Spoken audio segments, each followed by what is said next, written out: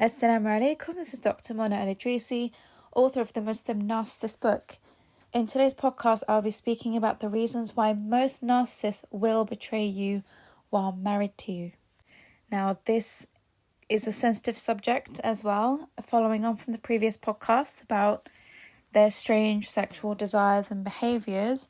So, the intention behind this podcast is to give people clarity, closure, and an explanation for why a lot of narcissists do cheat while married, especially when it comes from those who appear to be very practicing and religious, because this is where our fundamental problems lie, right?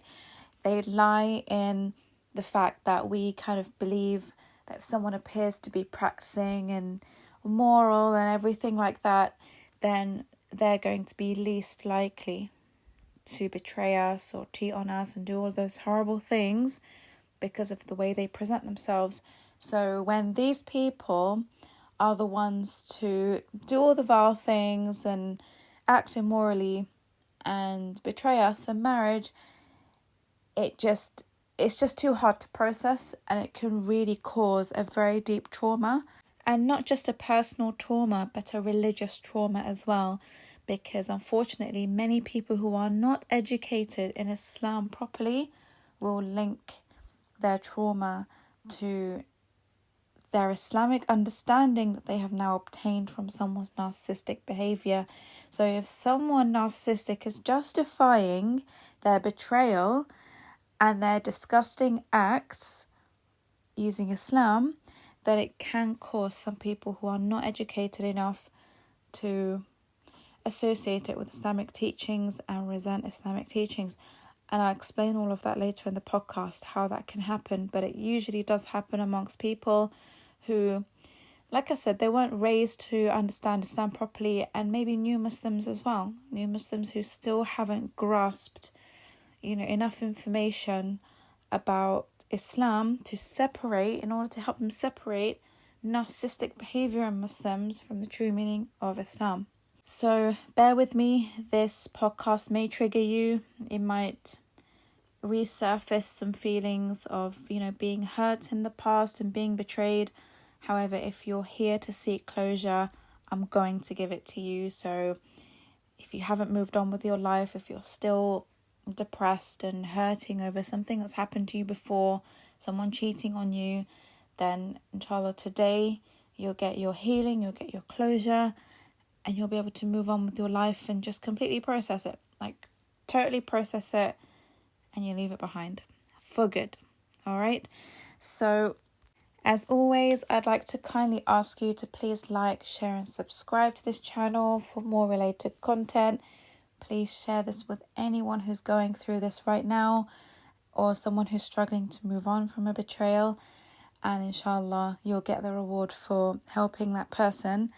Let's try and grow this channel, inshallah, so you can help me by improving the YouTube algorithm, by allowing these videos to pop up in people's search results when they search for things about narcissism and Islam and so on.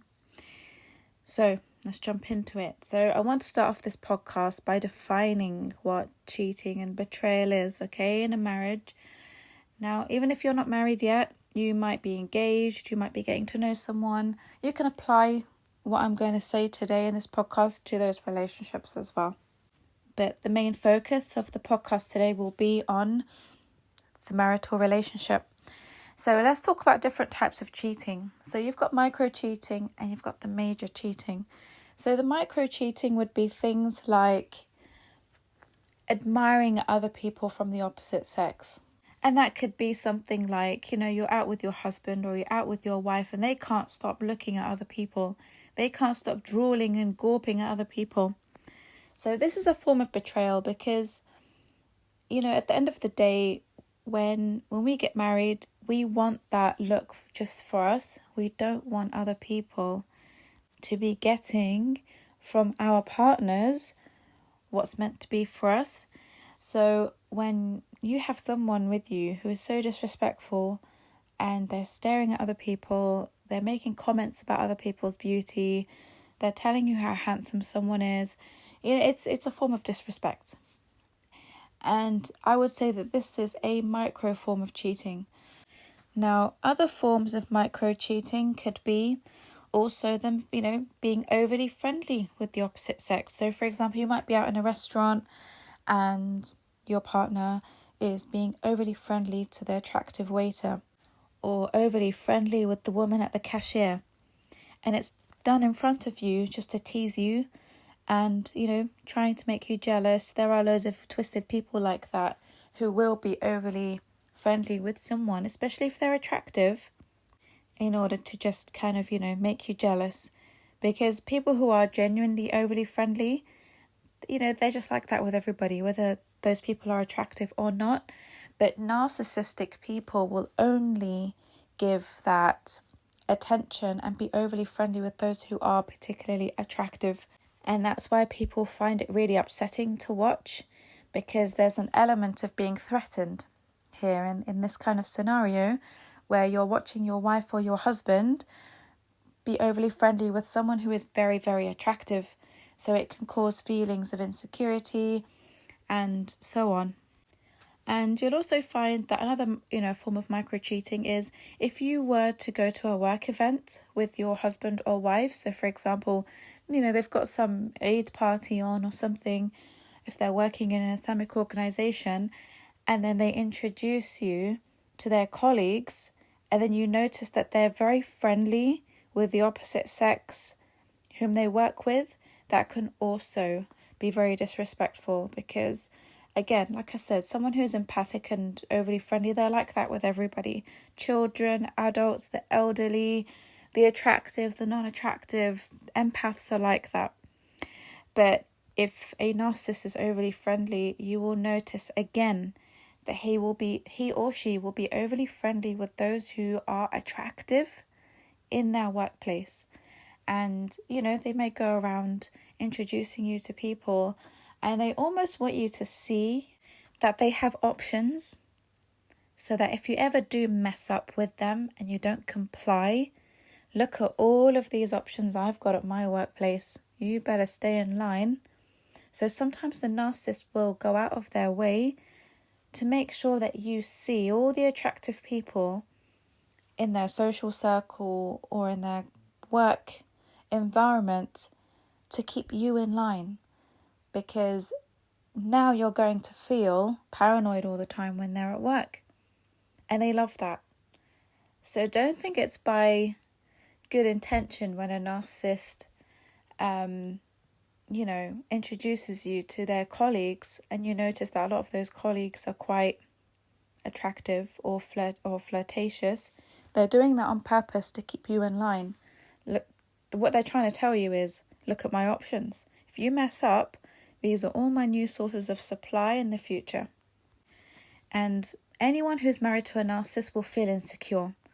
And you'll feel insecure because you already don't have a happy marriage at home. You're already being gaslit all the time, and you're being abused, even if it's light abuse, like, personal attacks and inappropriate jokes, inappropriate comments, a withdrawal of compliments, withdrawal of validation.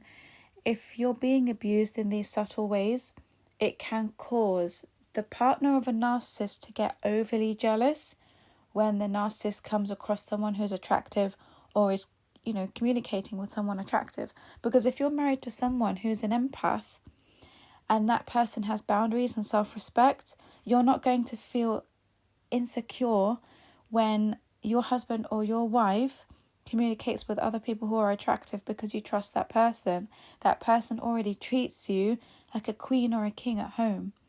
Like they're giving you all the reassurance that you need, all the love and care and compassion and understanding and time and validation and compliments, all of that. They're giving you all of that.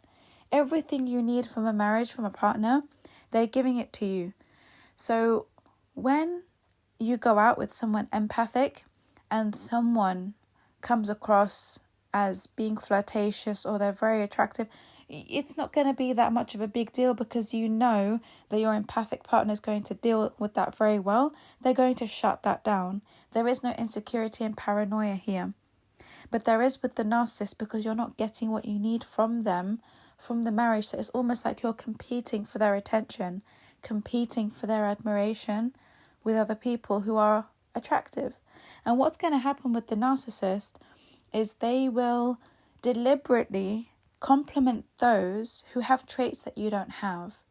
For example, if the narcissist is always complaining that you're overweight and you need to lose weight or go to the gym, what he or she will do is gawp and stare at those people who are slim and have good bodies, or they have muscles, or they have gym bods and all that kind of stuff, right?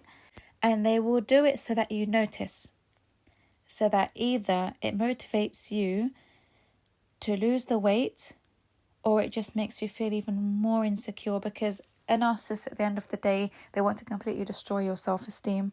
So they will always do whatever it takes to fuel your insecurities. They love doing that. They love making you jealous. They love making you look at other people and be really jealous of those people. Why do you think so many women run to the clinics and get all this horrible plastic surgery done? It's because their men will gawp and stare at women who have what they don't have. So they run to clinics, perfectly beautiful women, and they destroy how they look. They distort how they look by doing all of these beauty treatments that in most cases are irreversible. Once you do it, that's it. There's no going back. And it comes from this. A lot of it comes from this, because they don't feel attractive enough for their narcissistic partner. And women do this a lot too. So if a narcissistic woman has a husband who's considered to be short, for example, she may gawp and stare at men who are tall just to make her husband feel insecure. And they don't do it without intention. They do it knowing that you can see it, so you can feel insecure. And when you feel insecure, you now feel lucky that they're with you. And what will go through your mind is, well, thank God she's with me and I'm a short guy. You know, I feel lucky that she's with me. So that's the kind of programming that happens to you when these things happen, because you start to believe that you're actually the lucky one for them compromising on all of these things that they would like in you that you don't have, but they're still with you. Oh, they must be really nice people because I'm overweight, but he's still with me. Or I'm short, but she's still with me. So that kind of programming is what they need to do to you to make you feel that you're the lucky one and that they're the ones who are tolerating you. They are the ones who are, accepting to live with someone who is below their standards in beauty. They will do that to you. They will manage to completely brainwash you to have that perspective on your relationship, which is completely not true. They're the ones who are lucky to have you, but they need to flip it around so that they have the power and control in the relationship, because it's always the victim of the narcissist who runs circles around them, and they're the ones who go to the clinics, they're the ones who go for the liposuction, they're the ones who, get nose jobs done and all of those things to please the narcissist, because they feel lucky that the narcissist is still with them. They're seeing the narcissist flirt and gawp at and admire other people who don't look anything like them.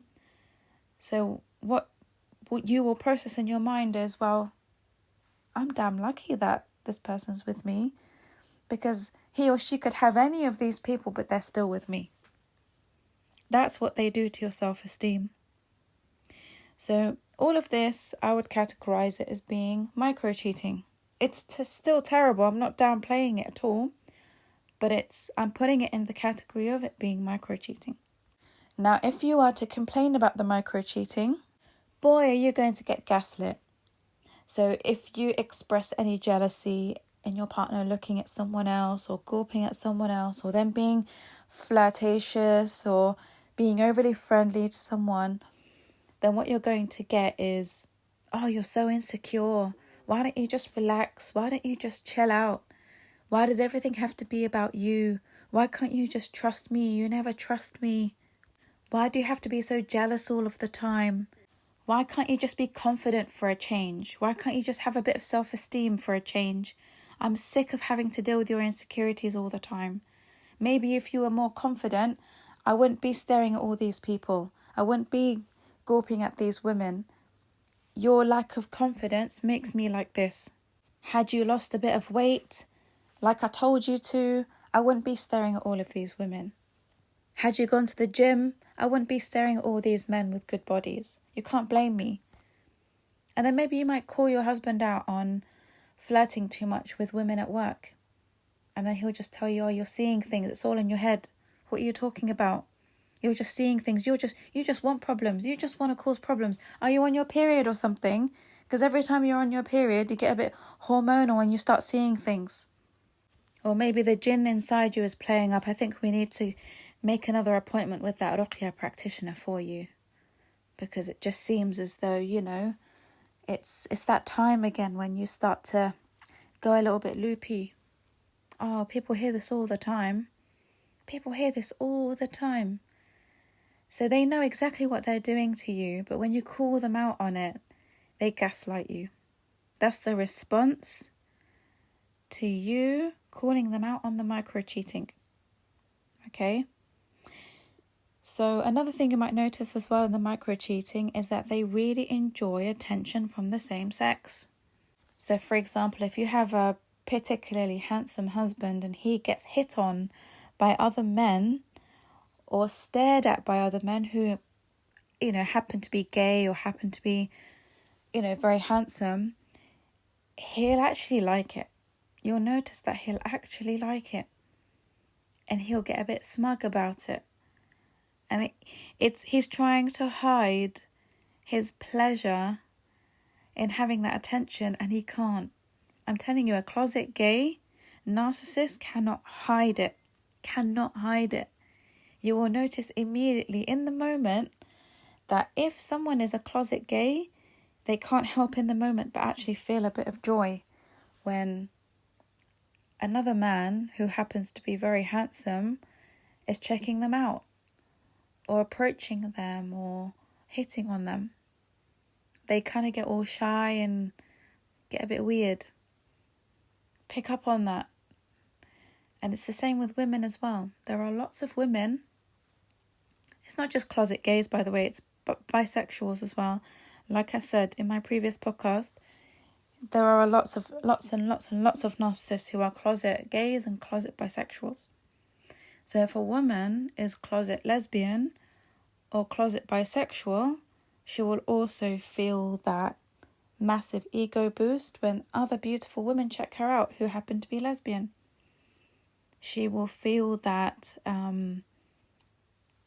rise in self-confidence, and she'll enjoy it. She will really enjoy it. Like I said, narcissists swing both ways. Not all of them, many of them will swing both ways because their qareen wants them to have as much supply as possible. So if they can't get supply from the opposite sex, they can get supply from the same sex as well. Watch out for women who have very obsessive friends. Women who have friends who are so obsessed about them in a very unhealthy way. I'm talking about other women. If you find that your wife has friends who are totally obsessed about her, almost slaves to her, run around doing really petty, weird things for her, and they're constantly validating her, constantly complimenting her, constantly seeking her approval, keep an eye out. Keep an eye out. It's those women who are closet lesbian who have friends like that. Because a normal empathic woman would feel very irritated at having anyone in her circle who's like that. No one healthy likes people who are that clingy and obsessed about them, unless it's their partner. So that's I'm just giving you that telltale sign. Closet lesbian women have friends who are obsessed about them, who won't leave them alone, who are in love with them, and are constantly seeking their approval and constantly doing things for them. And they're always jealous. They're always jealous, and they're always trying to take her away from spending time with her husband. She is the one, those friends, those obsessed friends are the ones who fill her head with things about, divorce, and they try to meddle in her marriage that her marriage breaks apart. So keep an eye out. Keep an eye out because there's plenty of that going around now as well. So yeah, all of these things fall under micro-cheating because they are trying to attract a lot of attention, trying to make you jealous and everything else that I've mentioned before. Now, going up a level, we see that the behaviour of narcissists gets worse if you allow them to get away with the micro-cheating. So the first stage in them betraying you is that stage of micro-cheating.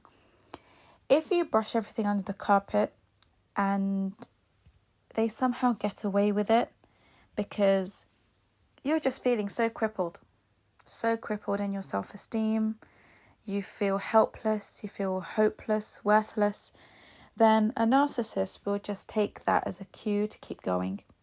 Your boundaries are very low and you haven't dealt with the situation properly, maybe because you don't know how to stand up for yourself, you don't know how to actually deal with the situation at hand.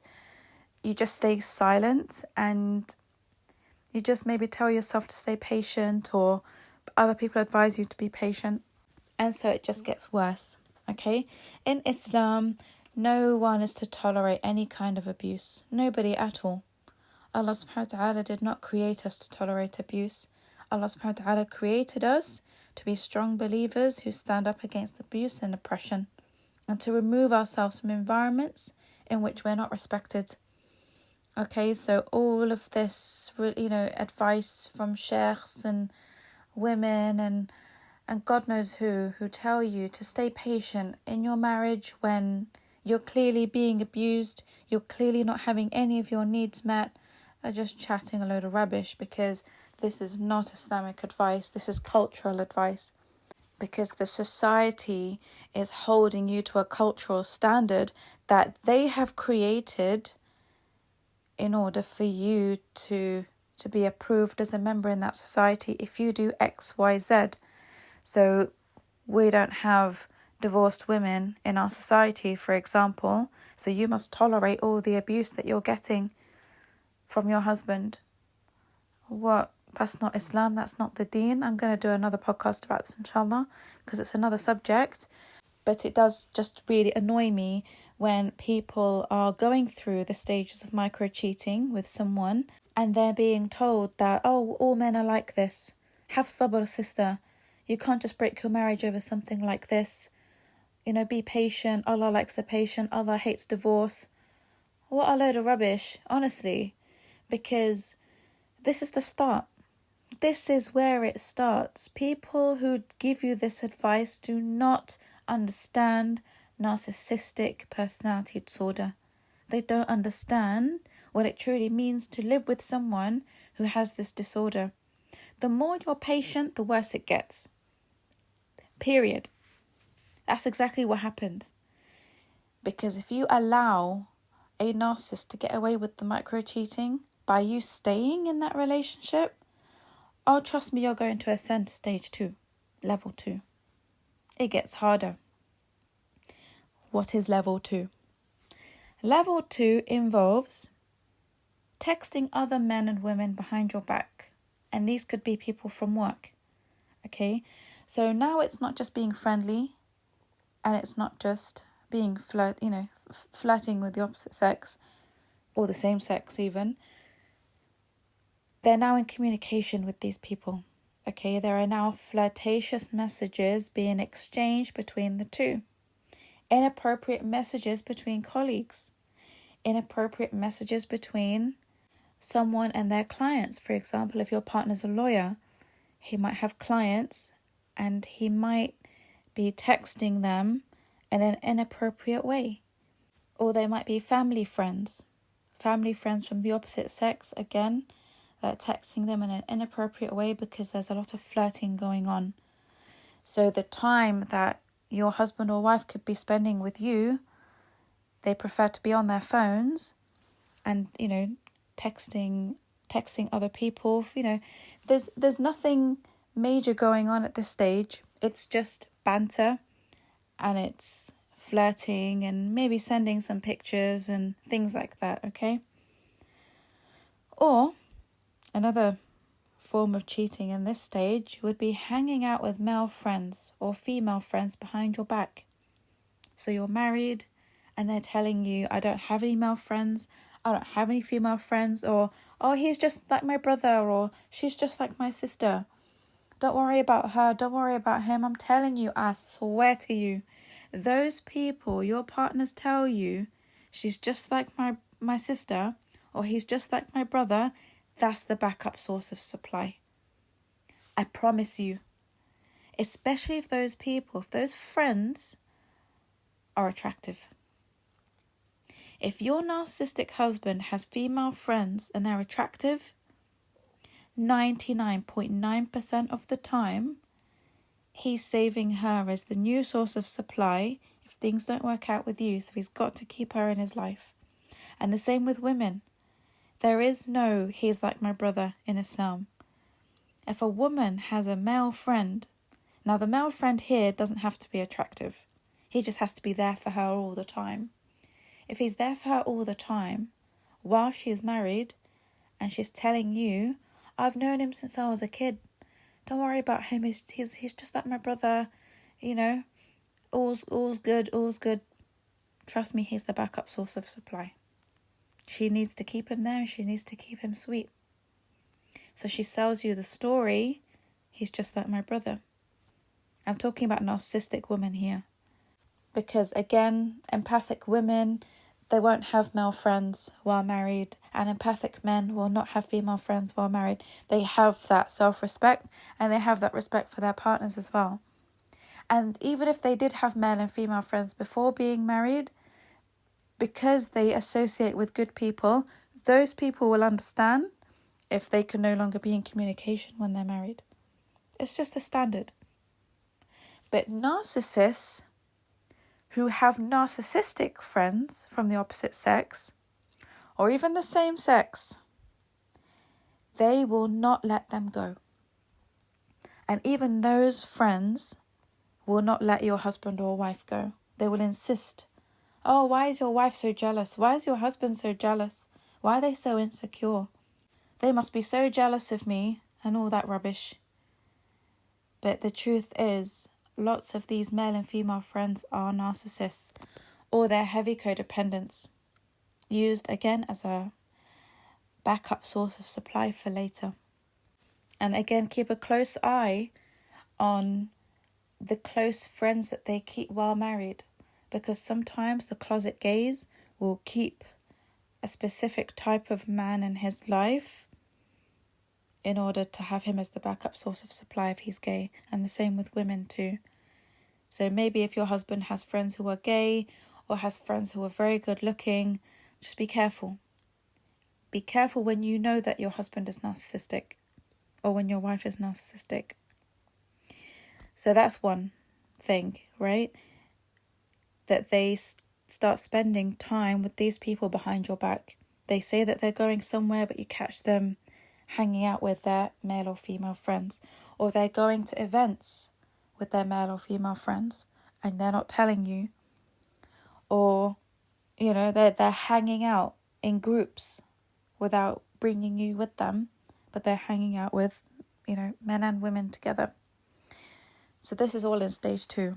Another thing in stage 2 that could happen is that you catch them on dating and marriage apps. So now they've got profiles on these marriage apps, and they say it's out of them being bored if they get caught. They say that, they were just bored. They did it for their friend because they're helping their friend look for a husband or a wife. It wasn't for me. The profile wasn't for me. It was for someone else. And, or they might say, it's just a fake profile because we're trying to catch someone out on the app.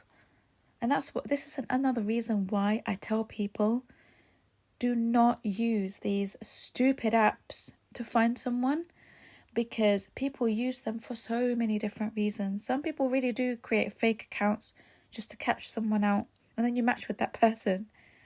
Or you match with someone who's on a rebound. Or you match with someone who's married and they're just bored. Or you match with someone who's having, a really bad time with their husband or wife and they just need an escape. Or someone who's on the prowl for a sexual partner. People are on there for so many different reasons. And I always recommend that you just don't go on them to find a marriage partner, because it's a breeding ground. I'm telling you, it's a breeding ground. It's a playground for narcissists. It's the easiest platform for them to use to catch victims. So you'll find in this stage, your husband or your wife will have profiles on these apps because they want validation from people. And they'll upload really nice pictures of themselves, and they just want to get matches and swipes and likes and everything to boost their self-esteem and their self-confidence again. They want to know that they're wanted. They want to know that they're attractive. So even if they don't intend to actually take it anywhere and to actually meet anyone on there, it might just be enough for them to just get so much attention, so much admiration. Oh, you're so beautiful. Oh, you're so handsome. Oh, this, oh, that. They just want the attention. So, obviously, one thing can lead to another. Allah subhanahu wa ta'ala says, وَلَا تَقْرَبُوا الزِّنَا. Do not come near to zina. This is how you start. Coming near to zina starts like this. You start by intending to just have a bit of attention, but then one day you might get the attention of someone who has no boundaries, who has no morals, who has no deen, and they go full steam ahead until one day you find yourself in a horrible situation. So this is stage 2. Now, if a narcissist is caught out in stage 2, in stage 1 they were gaslighting you, right? Oh, you're just insecure, you're seeing things, you're this, you're that. In this stage, you'll get the blame shifting. So now they'll start to blame you for what they're doing. So, I'm on dating apps because you don't give me attention. I'm hanging out with my female friends because you hung out with your male friends back in 1990. I'm texting these women from work because they validate me and they're kind to me and they're nice to me and, they give me some attention, and you're always busy with the kids. You're always busy with your friends. You're always busy with your mom, with your dad. I spend so much time out of the house because of you. You made me do this. You made me sign up to an app. That's what they do. It's the blame shifting. Stage 2 is blame shifting.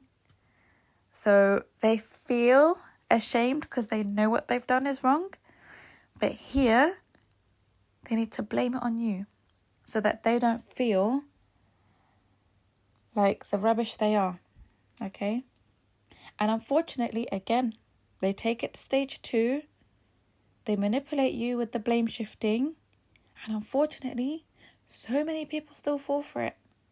So many people fall for the manipulation. They say to themselves, actually, maybe I am to blame. Maybe I haven't been giving him or her enough attention. Maybe I should have done this and I should have done that. Maybe he's right or she's right. I need to be better.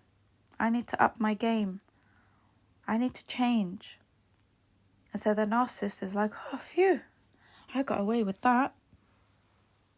Man, they're stupid. I got away with that so easily. Or they play on your fear of divorce. They play on your fear of losing them. So again, when they show you or you see how much attention they've got on dating apps or marriage apps like Match, and you see that their female friends are very interested in them, or that their colleagues are flirting with them, again, this will fuel your insecurity if you're codependent, and it will make you feel that you're still the lucky one to have them because all these people want them.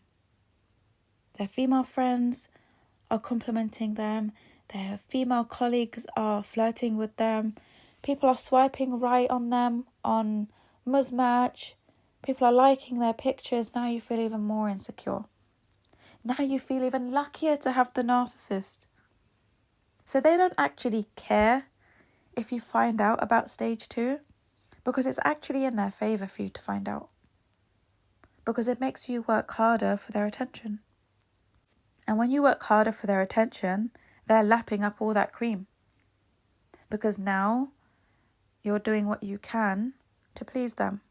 Maybe you're cooking more now, you're spending more time with them, you're dressing up more, you're going to the gym, you're spending more on them. You're doing whatever it takes to get their attention, because now you've gone to level 2 of seeing how much attention these people are getting. Again, especially if your partners are good looking. It's going to flare that insecurity because you're not getting what you need from them in the relationship. So it's like a constant fight to keep your husband or wife from what's out there. Even though, again, they're the ones who are lucky to have you, but they've programmed you to believe that the opposite case is the true case.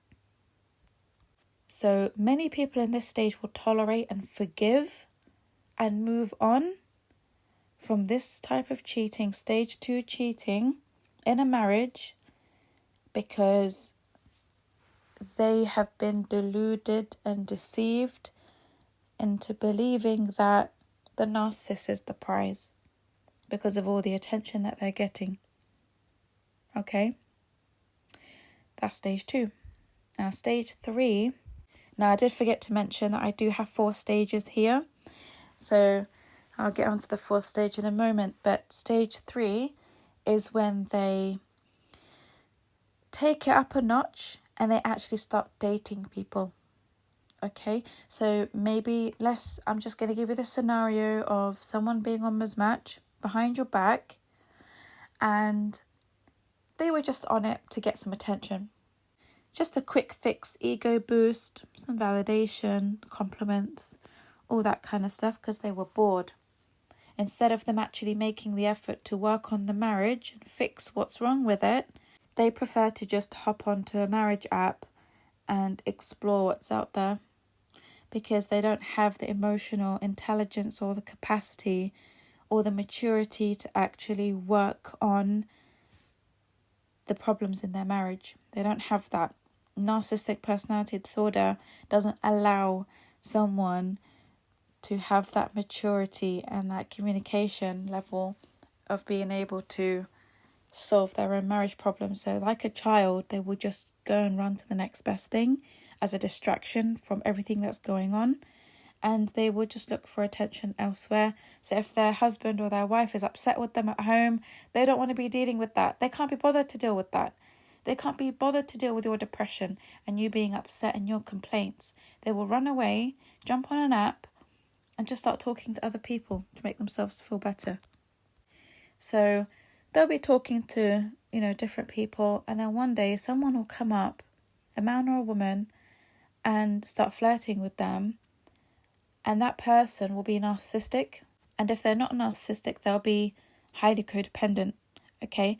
Because narcissists only really attract these 2 types of people online, especially if people know that they're married. So if someone knows that a narcissist is married, but they still pursue that person, they're a narcissist. You won't get a codependent pursuing someone who is married unless the narcissist pursues them first.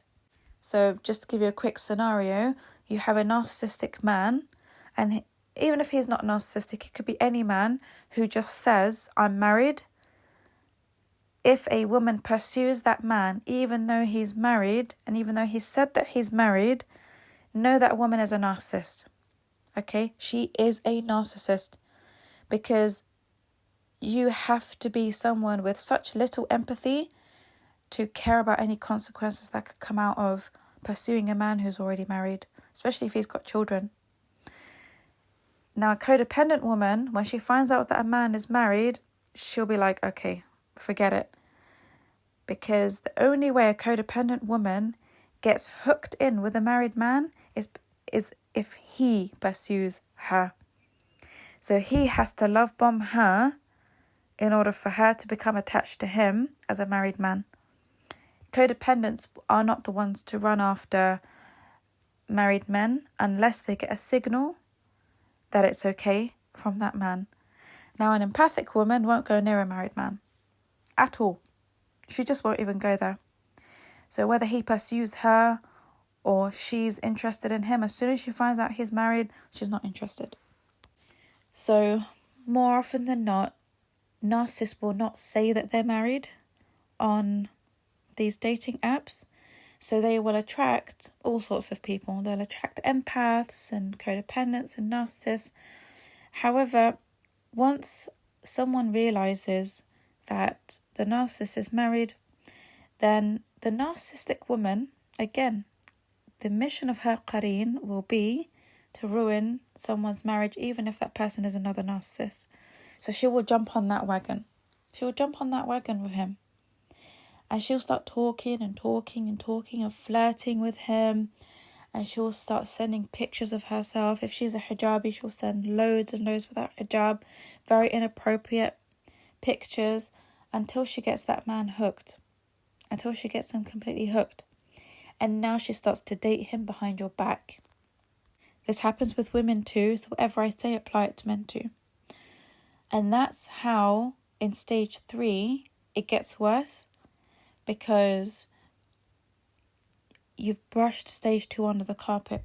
So now you've taken it to stage 3, where he's actually now seeing women, a woman or multiple women or multiple men behind your back. Because narcissists will always test your boundaries. They will always push the boundaries to see how far they can go. So now they've gone to level 3. They're now dating. They're now actually forming a relationship with someone out of marriage. It's not sexual, but they're dating in stage 3. There's romance, there's love bombing going on, there's gifts being exchanged, there's, promises, everything. All of that. The romance, it's in stage 3. Because he's managed to get himself in that situation. Now, even if it's not on a dating app, again, it could be a colleague from work.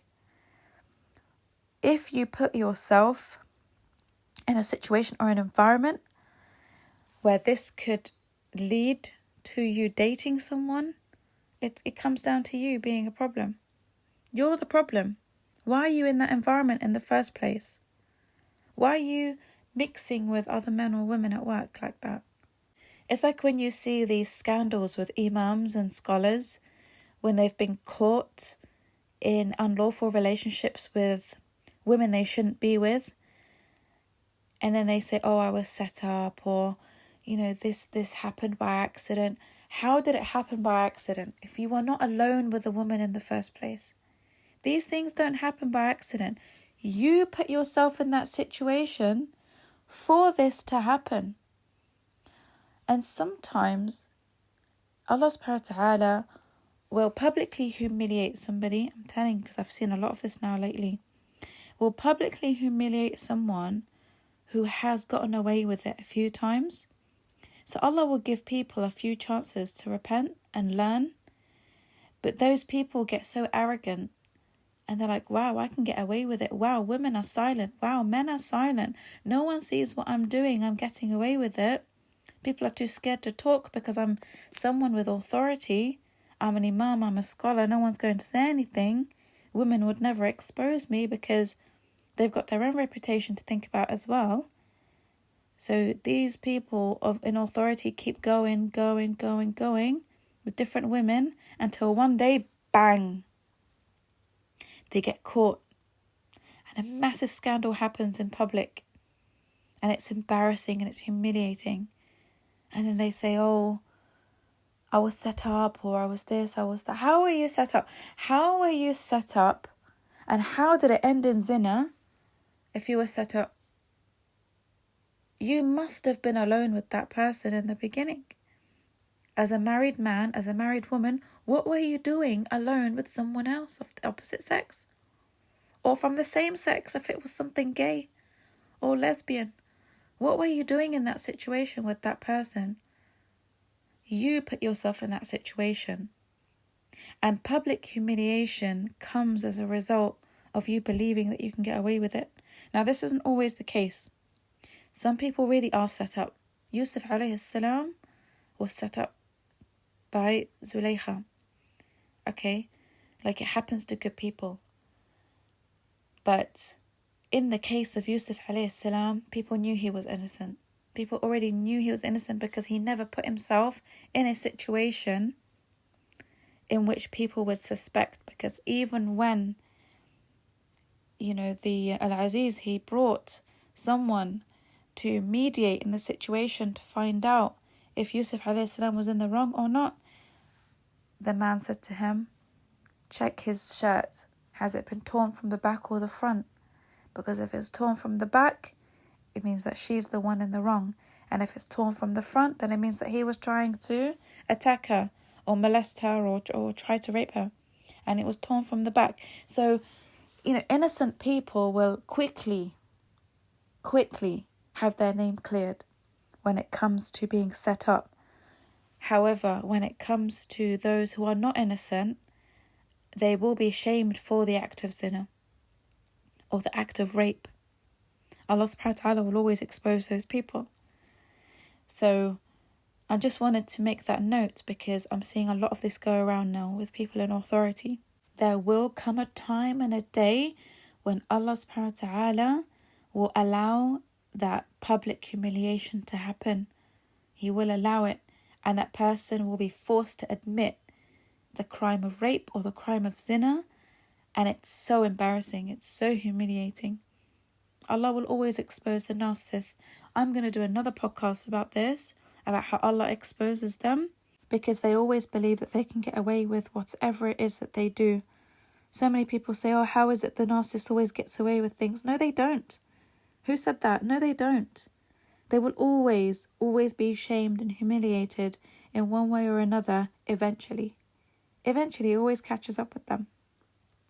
And so, unfortunately, in this stage, in stage 3, a lot of people do catch their husbands and wives dating other people. Again, there's nothing major going on here at the moment. There's no sexual contact, no sexual relationship, nothing.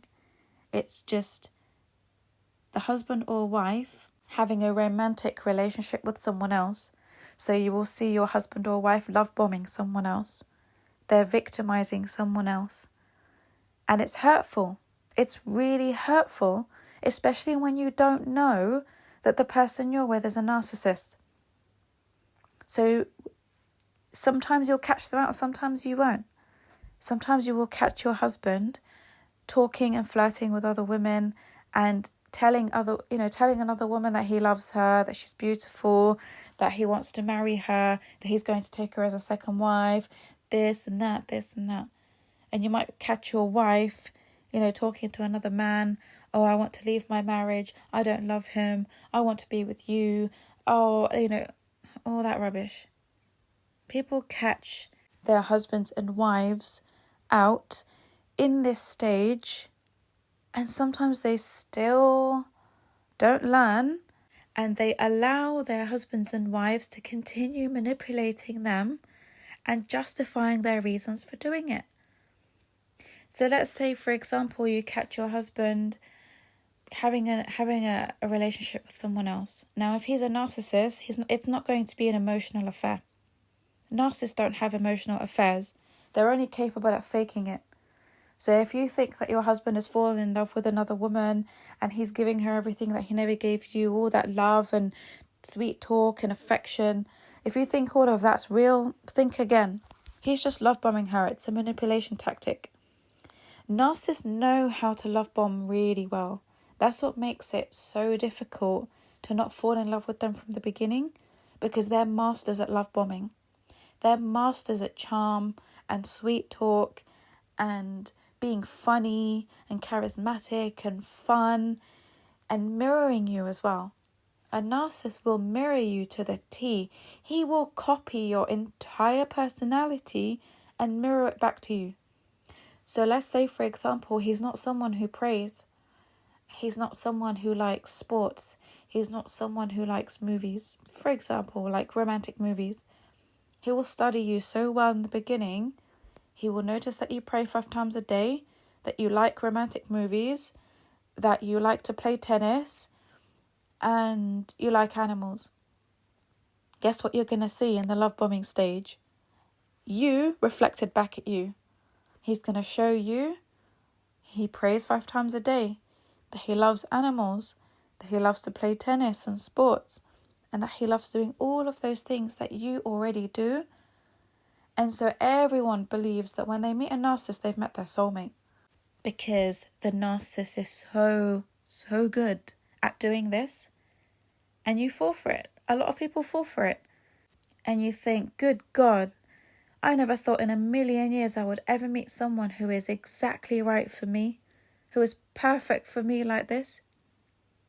They are masters at manipulation. That's what makes them so dangerous. So what they did with you in the beginning when they first met you, they're doing with other people. Don't think that they've moved on, that they're happier, that they're all loved up. Just go back to how you felt when you were with them for the first time. It's the same thing with the new person. They just love bombing that person because they've seen something that they want from that person, which will take them on to stage 4. Now, it could be just attention. It could be sex. They might just want sex from that person. It might be money. It might be a job. Maybe that person has very good business connections and they can, help them get a job or help them get a good business deal. There will be something in it for them.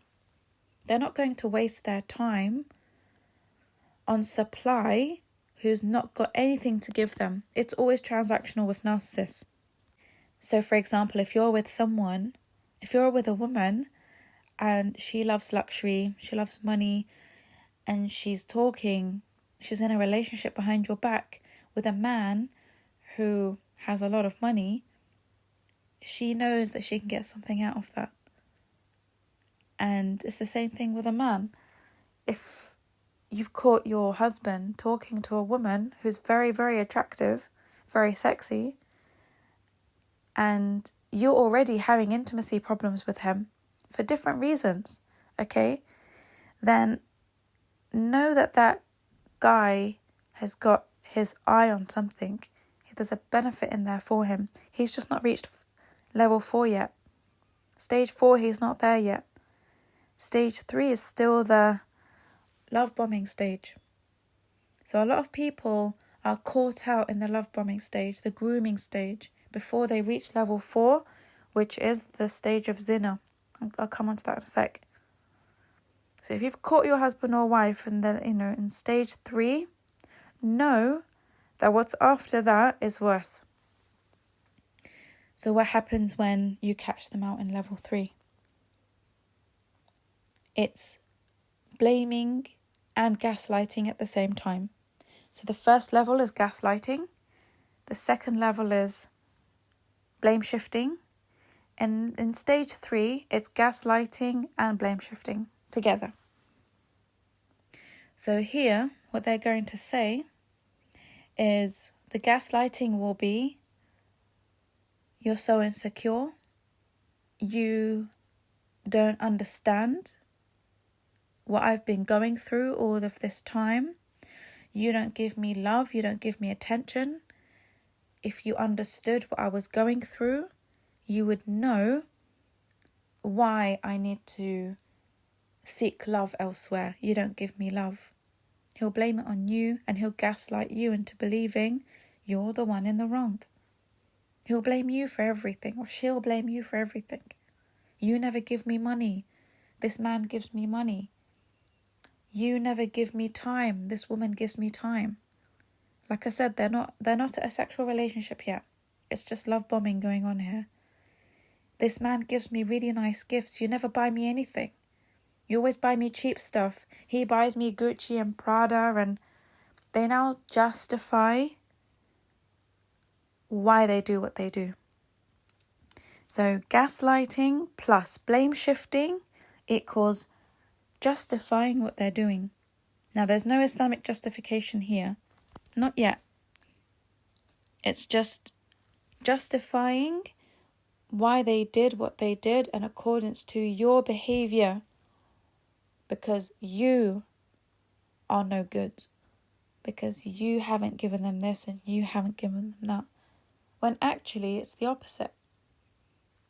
They project what they're not doing for you. Whatever it is that they accuse you of, if they accuse you of you not being there for them, you not giving them love, you not giving them attention, they're actually self-confessing. They're confessing to you what they don't do for you. And they're running away from that. They're running away from that shame because they feel unable to give all of that to you. And they go and find someone else to just love bomb. It's easier to just love bomb someone else, like I said, than to fix your own marriage problems. So here, up until this point, they will justify it using your behaviour that they use against you by gaslighting you into believing that you're the problem. Oh, that's a mind twister. I hope you caught that. Okay, I'll repeat it again. They will justify their actions in having a relationship behind your back on you not meeting their standards of what they need, and then gaslighting you to make you believe that you're the problem. Both of those manipulations come into play here. When does it start coming into religious manipulation? When a man comes and tells you, I'm having another relationship with another woman because I can. Allah subhanahu wa ta'ala said, I can have 4 wives. And because of that, I can speak to as many women as I want. I can date as many women as I want until I find the woman who is suitable to take the place of wife number 2. That's what he'll say using Islam. That's how he'll justify it. Boy, have I heard that a lot. And it's a despicable, disgusting way of using such a beautiful religion to justify such a low, immoral act of betrayal. Because whether they like it or not, these red pill misogynists are cheating and they are betraying their women when they go behind their backs to hang out with other women, love bomb other women, gift other women, compliment and show love to other women. Boy, you better believe that you're cheating. I don't care what hadiths and Quran verses you bring to justify what you do, to justify the immorality that you do. Nothing can justify cheating and betrayal with any Quran hadith. Don't you dare use anything sacred to justify your acts of poor level of nafs. Very poor level low of nafs. I heard a businessman once say, I will never do business with someone who betrays his wife, because if he can betray the woman he sleeps next to every night, you think I'm going to trust him as a business partner? Never. You think I'm going to trust him with such a important position in the company and to hold and be responsible for all of this money if he can't even be loyal to the woman he sleeps next to at night? I don't think so. Betrayal is betrayal. The Prophet Muhammad ﷺ never did anything like that. He condemned men who did things like that. He said, don't do things that will harm other people. And harming other people emotionally involves going behind their backs and doing things like this. You know, you're not stupid. You can't be that stupid to believe that if you were to go and date other women behind your wife's back or to date other men behind your husband's back, that it's not going to hurt them. And you want to tell me that's Islamically justified because you can have 2, 3, 4 wives? Or because you're unhappy and your wife's not giving you your rights? Allah subhanahu wa ta'ala said, if you cannot give each other your due rights and you cannot live together in mawadda, second rahmah, everyone goes their separate ways. It's encouraged in Islam that everyone goes their separate ways. And if you do it in a civil manner, Allah will bless every one of you. Don't divorce in an ugly way either. But they're like, no. I can't lose my long-term source of supply, my doormat, my codependent. No. I'm not going to do that. She has to stay with me for life. So I'm going to take the dirty route and justify my cheating and my betrayal by bringing Islam into it. By making her believe that there's something wrong with her deen, gaslight her here as well, to making her believe that if she doesn't accept this and my twisted, weird interpretation of Islam, then there's something wrong with her iman. Now she's going against the Quran and Sunnah. Now she's going against what Allah decreed for men. And she's now a kafirah because, oh, are you telling me it's haram now for a man to take 4 wives? It is in this way, brother. It is in this way that you do it. This is not an honourable way to take a 2nd, 3rd or 4th wife. Boy, am I going to do another podcast about polygamy, inshallah. But if you think that this is an honourable way of a real man, a real qawwam, a real alpha male, high value male, you think he's going to take the sneaky, slimy route and do things this way, risking his family, risking the happiness of his wife and his children, risking the whole breakdown of a marriage because he's following his nafs al-ammara bis-su', having fun gallivanting with narcissistic women like him, or gay men, God knows who,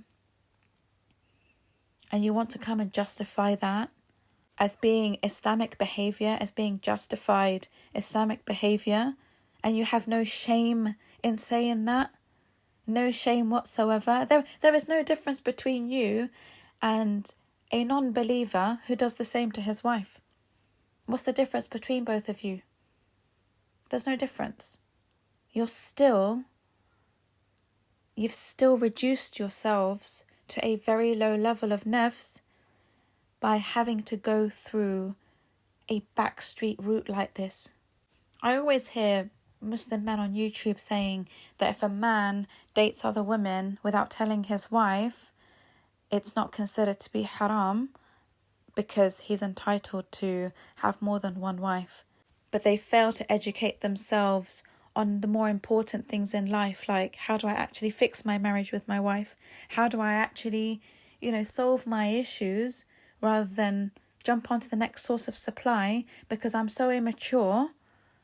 I have no dignity for myself. I just have to jump from woman to woman. And every time I speak to another woman, I justify it. I justify it because I'm not mature enough to actually hold myself accountable for why my marriage is not working. Why am I going, behind people's backs? Why can I not honour my word? Why can I not be a real man and actually do something that would make me respected in society, respected in my family, respected by my children and my wife? Why do I not look for what's respectable in the way in which I do things? Even if I wanted a second wife, there's an honourable way of doing it. But you see, a narcissist doesn't understand the word honourable. A narcissist will try to get away with whatever it is they want to do, halal or haram, in the most ugliest ways possible, because they have no emotional intelligence and they have no izzat nafs. They have no izzat nafs. They don't plan ahead. They don't plan ahead for what's to come. They're not intelligent enough to actually plan for what's to come, all the consequences, because they're too busy chasing their egos. They're too busy chasing their desires. What they want, they've got to have it now. They don't have the mental capacity to think ahead.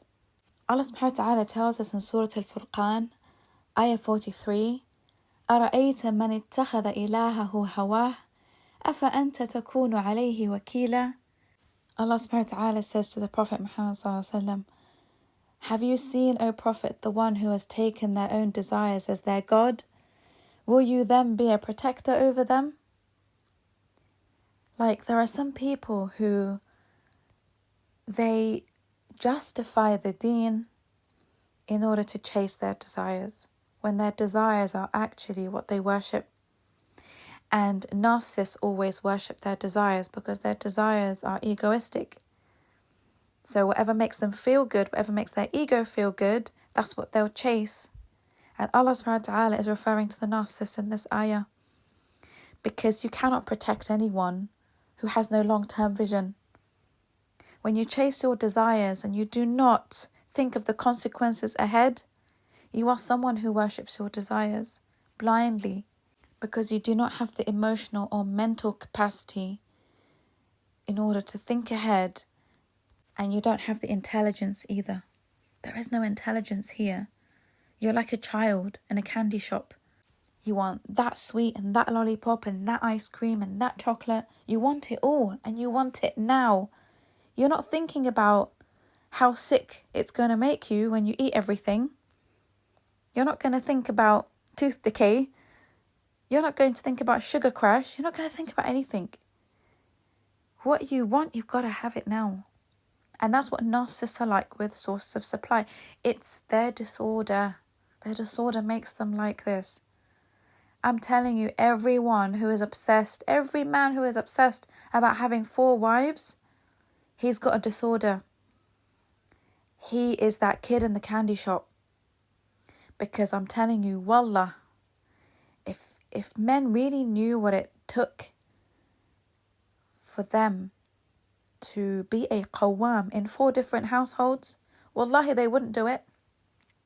But because these men are not qawwamun, they don't understand the true meaning of having 4 wives and the responsibility and the heavy burdens of it. Podcast for another day. But I'm just trying to highlight a point here because there are lots of men who justify having relationships with other women as it being okay Islamically because they're allowed to take 2, 3 or 4 wives. Okay, let's say it was allowed. Where is the 2nd, 3rd and 4th wife? Most of these men don't even get married again. They will just use it to justify what they're doing. So they'll date 20, 30 women behind your back. And with every single woman they'll say, oh, I'm doing it because I'm allowed a 2nd or 3rd wife. Well, why haven't you married the 2nd woman then yet? They don't want the responsibility. But they're happy to use that as an excuse to just keep dating and dating and dating and having relationships. The poor woman's being crushed at home emotionally.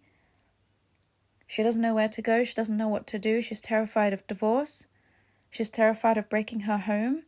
She's depressed. She's got anxiety. She hates her life. You think he cares that she might be feeling suicidal, so heartbroken, so jealous? He doesn't give 2 flying monkeys about her. And that's the problem with men, misogynistic men, who are so obsessed about having more than 1 wife. You think they care about the 1st wife? Wallah, if they had empathy for the 1st wife, they wouldn't think about 2nd wife. If they had true love for the 1st wife, they wouldn't think about 2nd wife. Look at how many emperors in history only had 1 wife because they really loved that wife. And they had the financial capacity to do it. They were able to do it. They had royal positions. Many of them kept 1 wife because of the love they had for her. And then you get an average guy who works 9 to 5 and he's nothing special and he's just a headache to deal with. And mashallah, he wants the 3 or 4 wives and he's dating 20, 30 women from his match, claiming to be the Casanova of his time. He's just a very average guy, not special. Nothing special about him at all.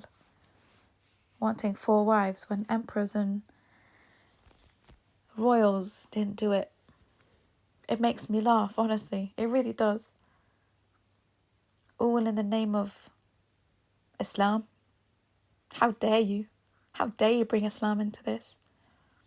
Into your disgusting, immoral acts. How dare you bring Islam into it? Especially when you're someone who gives da'wah, someone who teaches people about Islam. You want to be a role model. Who is your role model? I'd love to know, a lot of these men who claim to be Muslims and they're using these kinds of justifications, who is your role model exactly? Because the Prophet Muhammad ﷺ never did anything like that.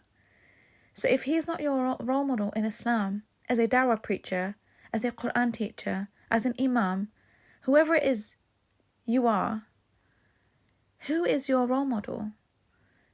If you're teaching the deen, but you are not taking on the role of who the Prophet Muhammad ﷺ set as an example for you to follow. Because more often than not, when I study the behaviour of these types of people, they've taken more traits on from the pagan Arabs in pre-Islamic Arabia than they have from any prophets. They've taken on more traits from Abu Jahl than they have from any Sahabi. And you all claim to be from Ahl Salaf? Please, do me a favour. You're offending them. You're offending the true Ahl Salaf by telling people that you follow them, you follow in their footsteps. They didn't do any of this vile stuff that you guys are all doing. All of this vile behaviour, none of it's from Ahl Salaf. And the only people you can fool are people who are so uneducated that they do not understand who Ahl Salaf really were. Ahl Salaf, they were the pious people. They were beautiful people. You want to tell us and you want to tell the world that you are following the true Ahl Salaf? You're a joke. You're an absolute joke. And that's why so many people now, they don't like to associate themselves with Ahl Salaf, especially in the Western world, because Ahl Salaf in the Middle East, they do follow, most of them do follow the ways of Ahl Salaf properly, or Tabi'een and Al-Khulafa Ar-Rashidin, all of those people who came after the Prophet Muhammad ﷺ, those people who continued the Prophet's legacy, they continued it in the right way, in the pious way, and that's again why we had the Islamic Golden Age. Do you think for a second that if the men we have today in the West who claim to be from Ahl Salaf, if they were to be our rulers, our Khulafa, now, do you think we'd have another Islamic Golden Age? I can promise you, if they came into power, we'd go straight back to pre-Islamic Arabia within a period of 5 years. Because of the way they're teaching the deen and justifying the deen and behaving there in the same way pagan Arabs used to behave. The way they objectify women and all of that, And that's how you know. Ask yourself that one question. Would we go back to an Islamic Golden Age if the men of today were to be our rulers, those who claim to be very pious and very religious, and they're super strict, and they're the ones who come across as being, also pious and also righteous? All these misogynistic men who hate women. You think if they were our khulafa right now, we'd have an Islamic Golden Age? Do me a favour. Please. Just think about it for a second. Put things into that perspective for just one moment, and you'll understand exactly what I'm talking about. You'll understand that when it's your choice to put leaders whom you're willing to look up to and follow, it's not going to be those people. It's not going to be the Muslims that we have today, because Muslims can't rule, because they're all using these justifications for doing what they're doing. And unfortunately, these narcissistic men have lots of narcissistic friends who encourage each other to keep going down this route. Yeah, bro, go get a second wife. It's okay, man. Go date whatever you want to do, man. It's halal for you, bro.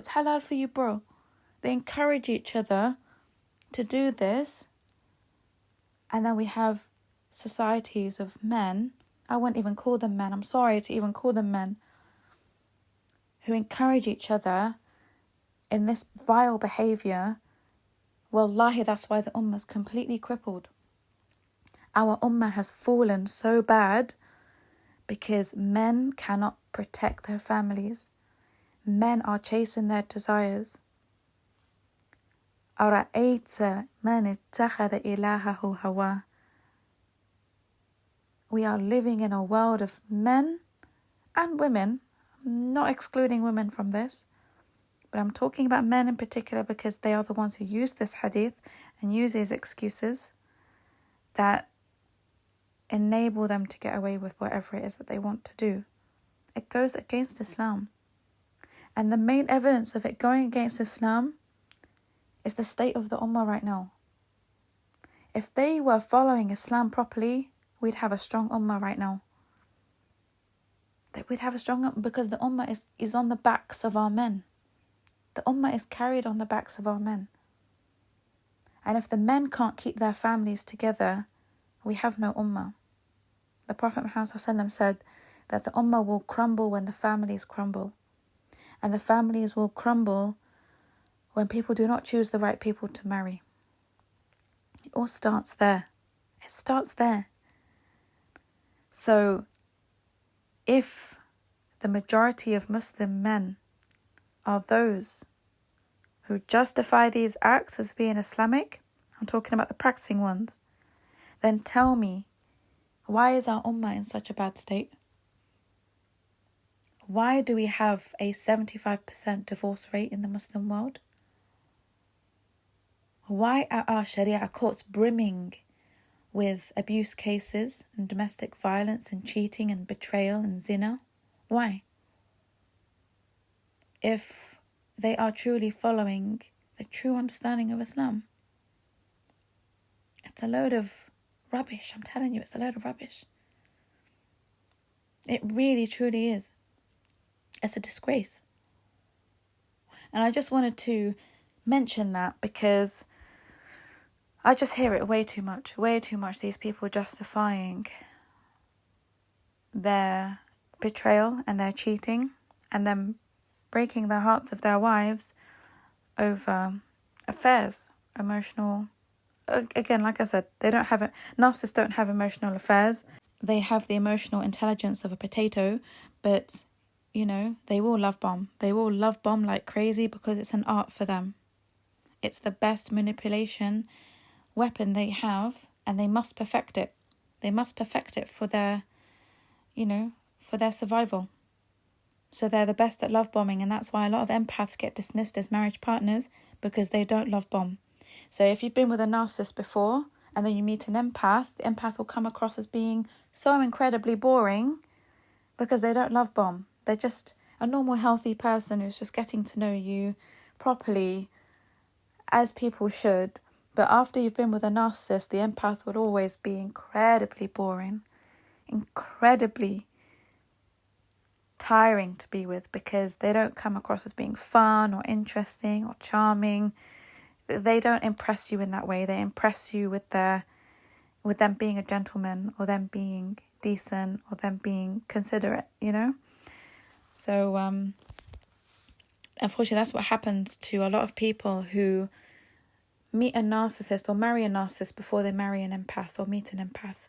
If you meet an empath first and get married, you avoid that situation because the empath is what's normal for you. But those who have met a narcissist first and then meet an empath after, it's a problem. You will see every empath after that as being boring, and that's why so many women and men cannot pursue things with another empath because it's too dull for them. They want an empath with the same charisma and charm and, energy as the narcissist and their love bombing. They want to find the empath who has that, and it's very difficult because that's not in an empath's nature. They don't deceive. They don't pretend to be who they're not. So that's stage 3. Now let's go on to stage 4. The stage 4 is the worst stage, and it's the stage of zina, invalid marriages, and secret marriages. So Allah subhanahu wa ta'ala tells us in Surah Al-Isra, verse 32, وَلَا تَقْرَبُوا الزِّنَا إِنَّهُ كَانَ فَاحِشَةً وَسَاءَ سَبِيلًا. So do not even go close to adultery or fornication. It is indeed a shameful act and an evil way to follow. So in this stage, in stage 4, I'll be speaking about two types of zina. The first type of zina that's considered to be major is someone committing sexual acts outside the realm of marriage. So, for example, you now have a narcissist who has gone to another level, a higher level in their love bombing. And when a narcissist takes a relationship from stage 3, love bombing, to stage 4, they have now made that relationship sexual. So this stage is split into two parts. So the first part of this stage, of stage 4, is that they engage in sexual activities with the person or the people whom they're dealing with, but it's not penetrative sex. So it could be oral sex, it could be kissing, hugging, any kind of sexual contact between him or her and people of the opposite sex and also of the same sex. I am not eliminating those who are closet gay and lesbian in this as well. They might do this with people from the same sex too. So that's the first part of this stage. Just sexual activity, which is still considered to be a major form of zina because you are now engaging in something that is only meant to be for your spouse. Only meant to be in something halal. And then you've got the second part of stage 4, which is the most major type of zina, and that's penetrative sex. Now, why is penetrative sex considered to be the worst form of zina? It's because other people are involved. Other people's rights are being deprived in someone's act of zina, whether it's fornication or adultery. For example, if a pregnancy was to occur from penetrative sex, then there would be dhulm, there would be oppression that would happen in aborting that child or abandoning that child once the child is born. How many times have we seen Muslim babies be abandoned at mosque doors, hospital doors, church doors, because they don't know what to do with the child who's been born out of wedlock? A few years ago, I visited an orphanage in Saudi, and I remember seeing girls 14, 15, 16 years old, and I was sitting next to the manager of the orphanage, and I asked her, I said, why do these girls have fingers missing, earlobes missing? Like, you can tell there was something wrong with the majority of girls there. And they were from a mix of backgrounds. Some of them were Saudi, some of them were African, some were Indian, Pakistani. And I said, how did they end up here? She said, believe it or not, all of these girls were found abandoned outside hospitals or in hospitals, abandoned by mosque doors. And unfortunately, sometimes they were too late in rescuing some of the girls and boys because cats and dogs had got there first and they'd started to nibble away at, some of these newborn babies. So this is what's happening. This is what a lot of Muslims are engaging in, and the crimes that they're committing when they commit zina.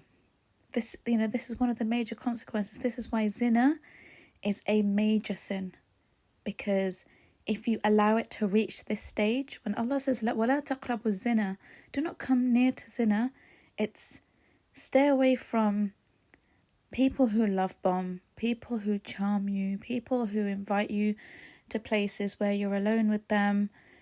That's why I'm always highly suspicious of all these imams and scholars who say, they claim that they were set up because, well, you must have been alone with that person in the first place. Why did you allow yourself to get to that stage where you are alone with the opposite sex or with the same sex?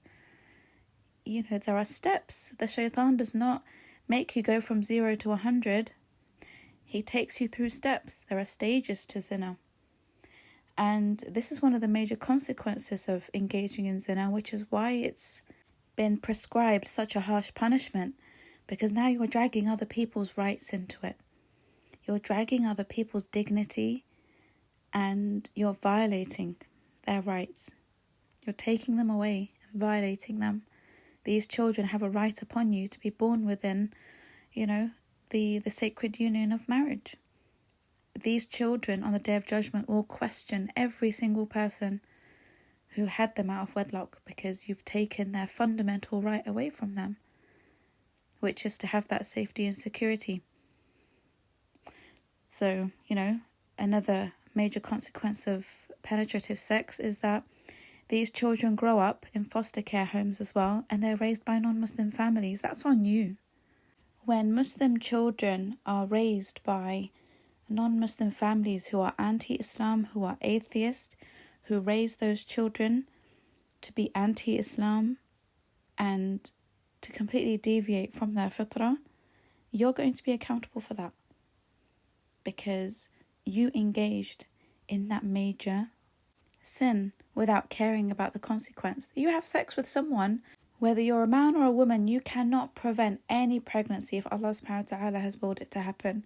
And sometimes Allah subhanahu wa ta'ala will allow it to happen to teach you a lesson, because now you have to step up to the plate and be responsible and actually take accountability for your actions, for your sins.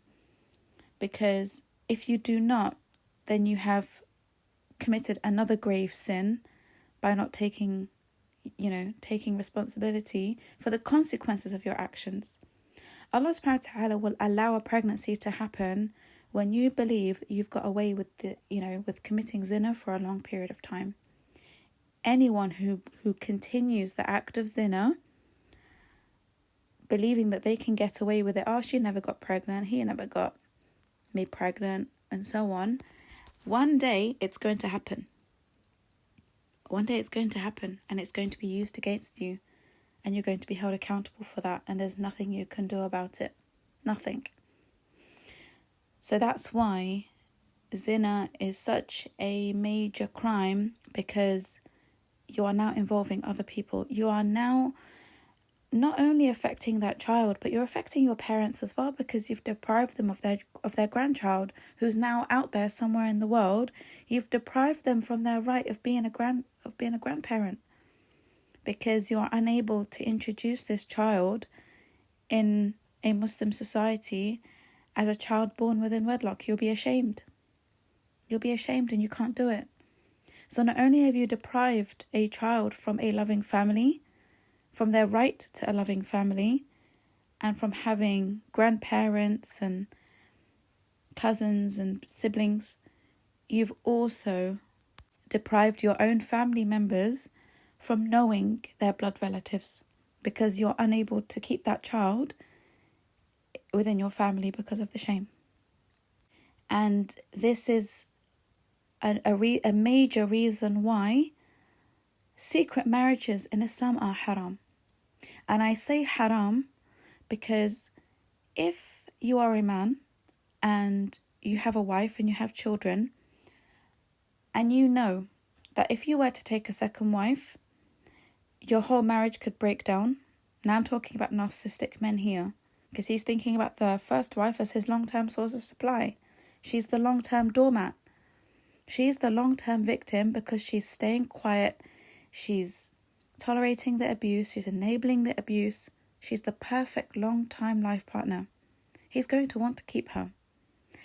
So in order to not jeopardize all the work he's done to program her into staying a victim, he needs to take a secret wife on in order to fulfill his desires and do whatever he wants to do, justifying it as being halal because he doesn't want to face any consequences. So in this kind of scenario, he might go on to marry someone else without telling the first wife. And let's just say, hypothetically speaking, this woman gets pregnant, the second woman. And then he dies in a sudden car accident. Okay? Let's say he has left behind some inheritance, some money, businesses, assets, land, properties, whatever. Now, the first wife has no idea there's another wife involved. And the children don't know that they now have siblings or another brother or sister. They don't know. So the second wife and her child or children lose out on their Islamic right to inheritance because no one knows about them. In Islam, you cannot have secret wives. This is just one of the reasons for it. It's a very logical reason. All these red pill misogynistic Muslim men keep beating around the bush saying, that they can have secret wives. Rubbish. Again, who is your role model? The Prophet Muhammad ﷺ never had secret wives. Who is your role model if your role model is not the Prophet? He had no secret wives. So yes, a woman doesn't need to give her husband permission in order for him to take a second wife, but she needs to be informed. She needs to be informed so that she has the choice of whether she wants to stay or leave. And she also needs to be informed because if anything was to happen to him, she knows that there are other people involved who rights are owed to. She will know that he needs to spend time with his other children as well because they have a right to spend time with their father. She has a right to spend time with her husband. She needs to know. But if you prefer as a Muslim man, a high-value Muslim man who you claim to be, you prefer to be sneaking around in the dark, having to lie about where you're going, and lie about where you're spending your money, and lie about, a secret life that you have with someone else or other people, and you want to tell me that's Islam? You want to tell me that's what a real Muslim man is? That's what a qawwam does? He turns into a sneaky, slimy snake, and his life is built upon lies and having to fake and pretend and be someone else all the time. You want to tell me that's what the Prophet Muhammad ﷺ encouraged men to do and be like? Are you kidding me? But unfortunately, there are many sheikhs who are validating this, and they're saying, yes, it's fine for a man to have a secret wife. If it's going to ruin his relationship with the first one, he can go ahead and have a secret wife. No problem. These are all narcissistic sheikhs who are ruled by their qareen because their qareen is encouraging them to preach a version of Islam that is highly problematic. And again, we know this because look at the state of our ummah, look at the state of our families, look at our divorce rates. And they claim to be from, again, Ahl al-Salaf. I'm sick of hearing it. Ahl al-Salaf, the true Ahl al-Salaf are all turning in their graves right now. They're all turning in their graves at the situation we're in. None of these people are following the true Ahl al-Salaf. None of them. Because if they were, our ummah would be a completely different state. It would be much better. Because Ahl al-Salaf knew how to be true Muslims, and they knew how to treat women, and they knew how to preserve their dignity as men. A true man doesn't go around sneaking, lying, slipping off in the dark to go and see another family or another wife. This is disgusting, vile behaviour. It's slimy, snaky behaviour. It's the behaviour of the hypocrites. The hypocrites are those who pretend that this is the only life I have. I'm such a pious, wonderful person, but I actually have another life. I live 2 double lives. That's a hypocrite. How can you compare that to something righteous? How can you tell me that this is a man who embodies a true high-value Muslim male qawwam? But the misogynists and narcissists among us are justifying it, even though there is a very clear Sahih hadith in which the Prophet Muhammad ﷺ says, do not marry a second wife if the first wife is harmed. It's in Sahih Muslim. So Al-Miswar ibn Makhrama reported, I heard the Messenger of Allah ﷺ say, verily the sons of Hisham ibn al-Mughira have sought my permission to marry their daughters to Ali ibn Abi Talib. I do not give permission, again I do not give permission, and again I do not give permission unless Ali ibn Abi Talib intends to divorce my daughter Fatima and marry their daughters instead. Verily she is only a part of me. I am upset by what upsets her, and I am harmed by what harms her. This is also reported in Bukhari. So here the Prophet Muhammad ﷺ was speaking as a father rather than a prophet. So it's not recommended that anyone takes a second wife in secret, especially in secret. If the first wife is going to be harmed, if the whole family unit is going to break because of that decision, you're better off working on that marriage rather than jumping into another relationship with a new source of supply. But no matter how much you tell narcissists this, They won't accept it because, again, they're ruled by their qareen. I can say this until the cows come home. It's not going to affect narcissists.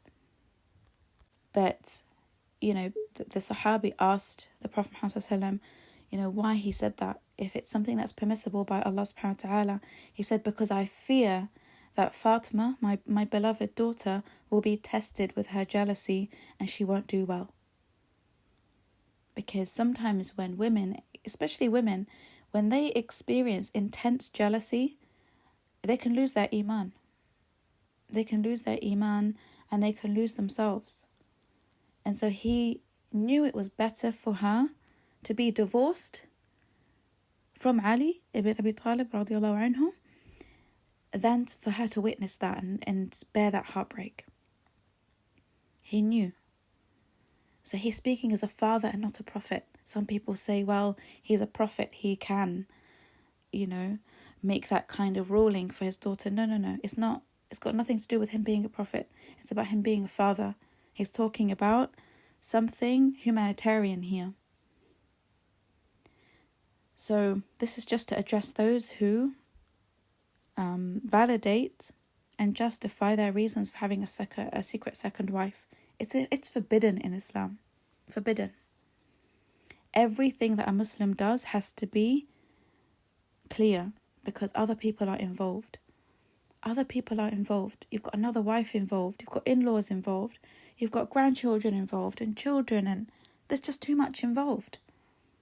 They have a right to have a say in these kinds of decisions because it's going to affect them. Having another family is going to affect them. So unfortunately, what's happening in stage 4 is that a lot of these red pill men and women are having like all these misyar marriages where the wali is not involved, there's no wedding, there's no public announcement to make the nikah valid. One of the conditions for a marriage to be valid is that it's publicized. And it's publicized with a walima. So most scholars have said that if a nikah contract is not publicized with a walima, the nikah is invalid. So if you marry in this way, you have entered zina. You are now a zani or a zania because your marriage is not valid. There's no wali involved, even if she's divorced and can, get herself married, just for the honor and dignity of that woman, just have a male relative involved. And narcissists will often prey on women. The secret wives are usually women who have no male relatives.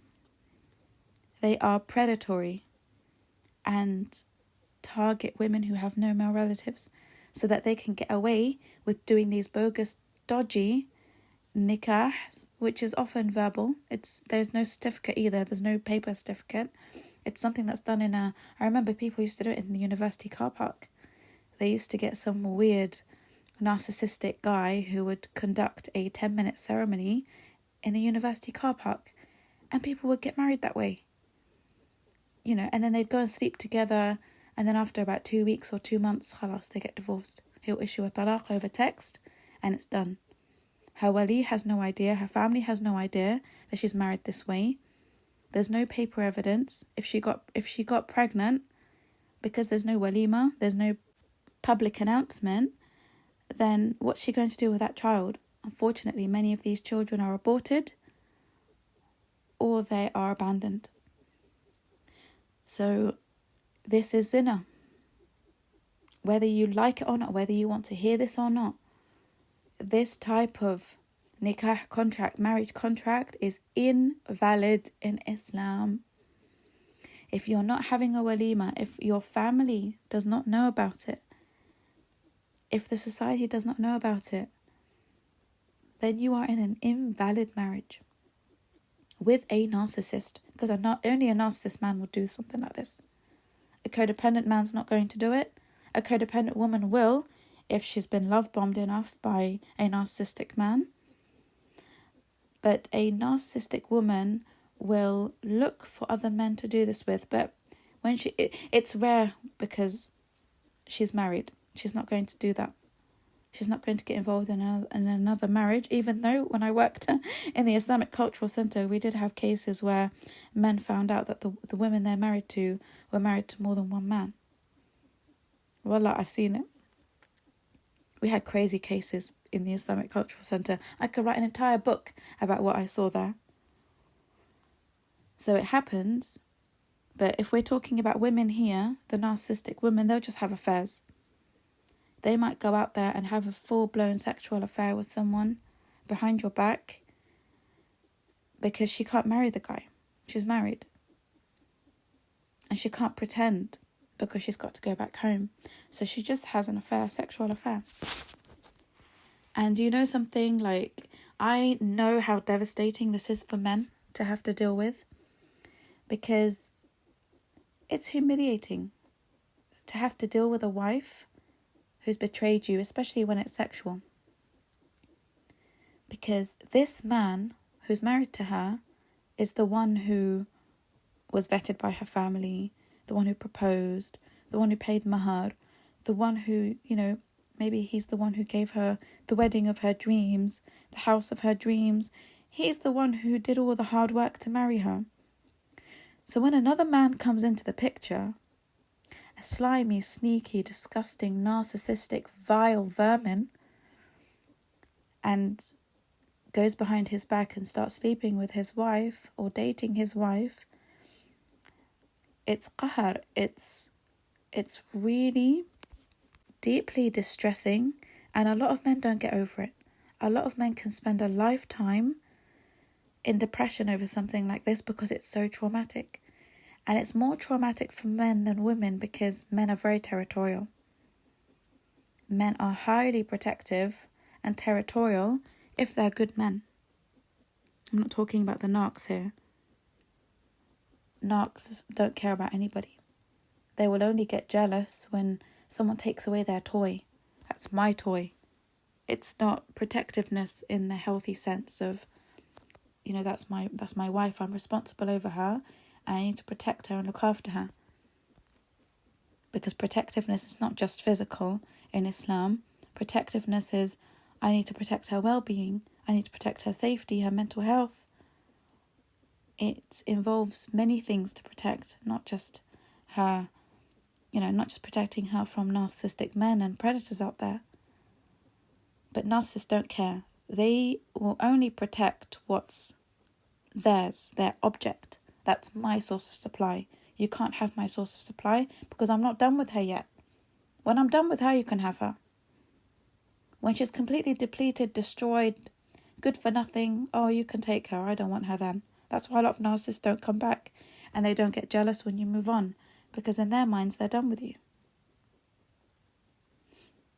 But a good man who goes through betrayal with a narcissistic woman, it can be devastating for life. Some men are suicidal over it. And a lot of codependent men will take those women back. They will.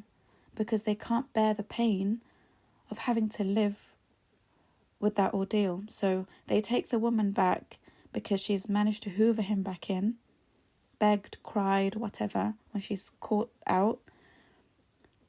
And they're in an abusive cycle, but I promise you, someone who cheats on you once will cheat on you again and again and again and again. It doesn't end.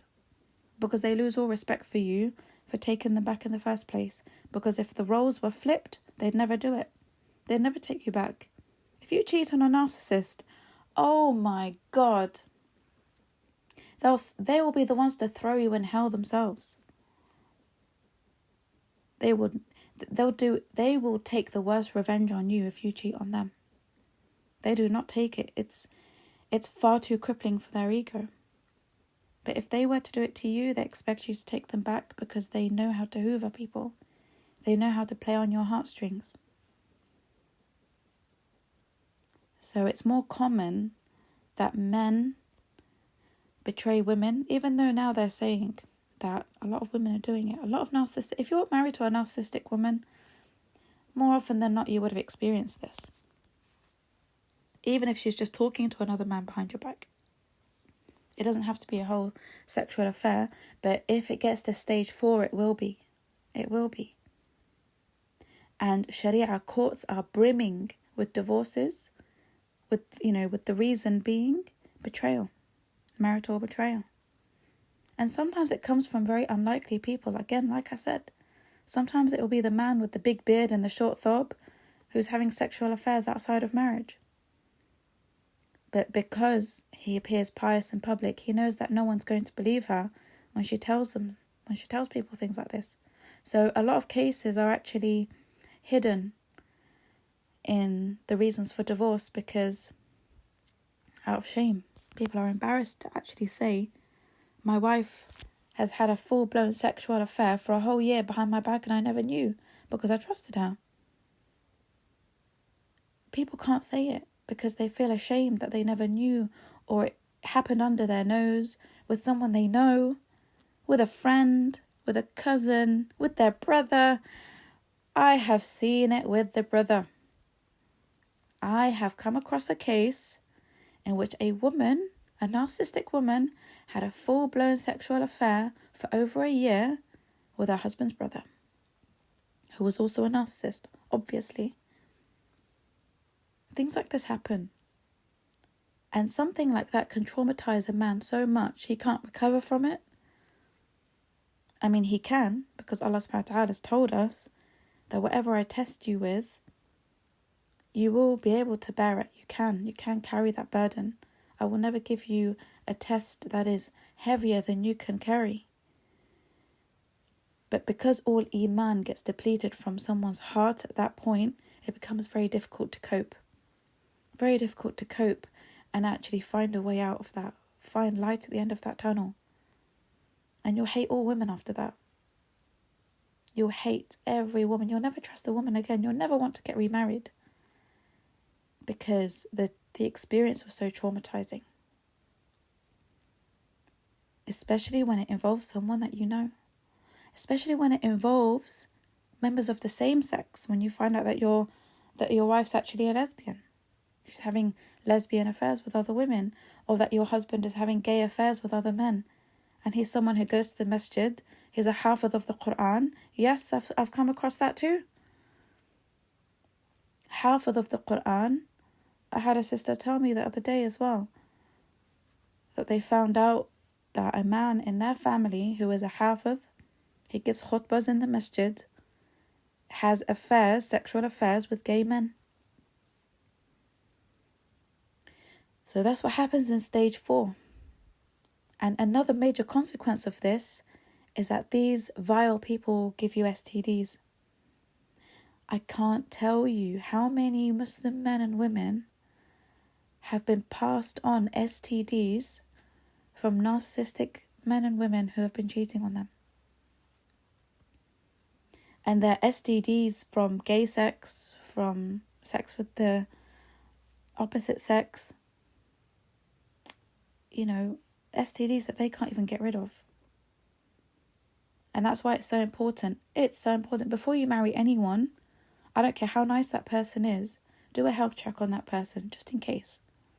Just in case. Do a health check. And just be 100% sure that the person doesn't have STDs that they may or may not know about, that they could pass on to you. Always check.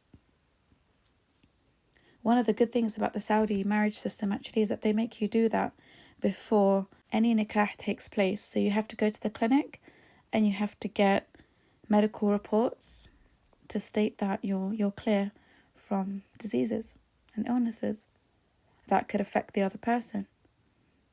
Now, I know some people, you've got to be careful about this as well, because narcissistic people can get fake reports done. They can get fake reports done. And again, we go back to the original point that I keep making. If you find that you see any pink flag in that guy or that woman before you marry them, run a mile. Don't even bother entertaining it.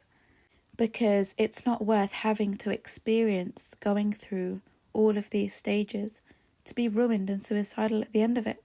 For what? For someone who's got some abs and is good looking and he's got a bit of money in his pocket, or she's got a bit of beauty on that face. Wallahi, it's not worth it. You see those red flags and pink flags in the beginning, I'm telling you, wallahi, it's not worth it.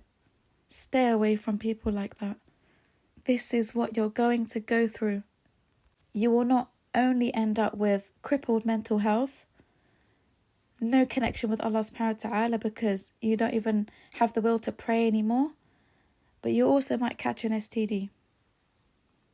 And so many Muslims are ashamed. They're ashamed to even apply for a divorce. They're ashamed to go to a clinic because they know they've got STDs. They don't know what to do about it. They don't know who to tell about it because it's so embarrassing. What are they going to say? Oh, my husband's got involved in gay sex and he's given me hepatitis C or something. Who's she going to tell that to? Who does she even want to tell that to?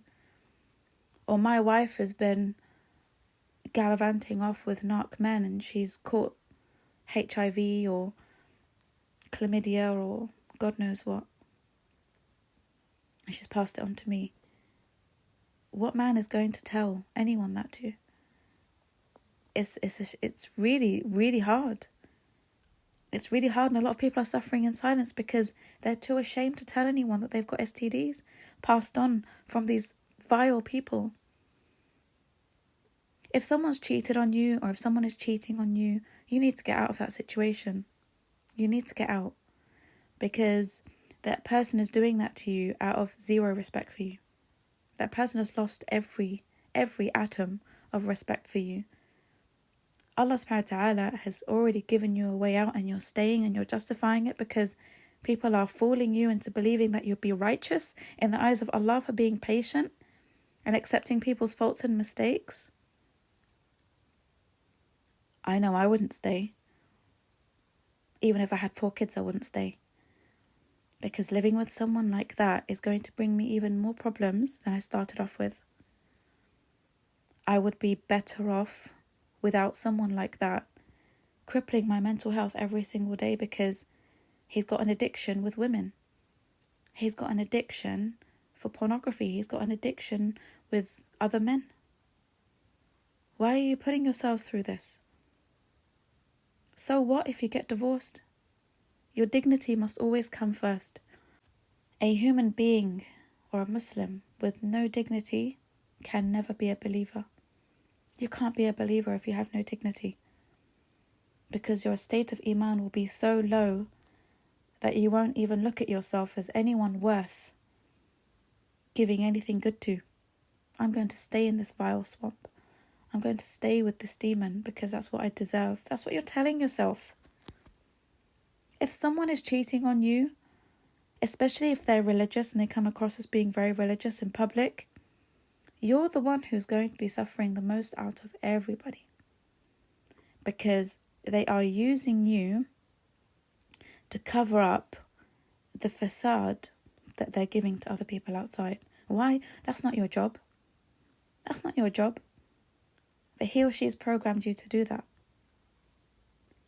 And you know another reason why these so-called Muslims, they have sexual affairs with other people is because they need to act out their fantasies. So if you, for example, you're forbidding them from having sex while you're on your menstrual period, or you're forbidding them from having anal sex, I don't know what it is amongst these narcissistic men who absolutely love these vile acts. Like, you've got to be really, really rock bottom to find things like that a turn on. You really do. Because, again, it's your qareen who makes you like and enjoy filthy things. So if you're someone who is married to a man who is into these things, and you've really put your foot down and you've said, no, I'm not engaging in any of these haram acts that are clearly forbidden in Islam, he will justify him cheating on you by doing these things with other women who are okay with it. They might be non-Muslims. Again, these men have full-blown relationships with non-Muslims, non-Muslim women outside of marriage because they know that it's easier to find someone non-Muslim to engage in this than someone who is not.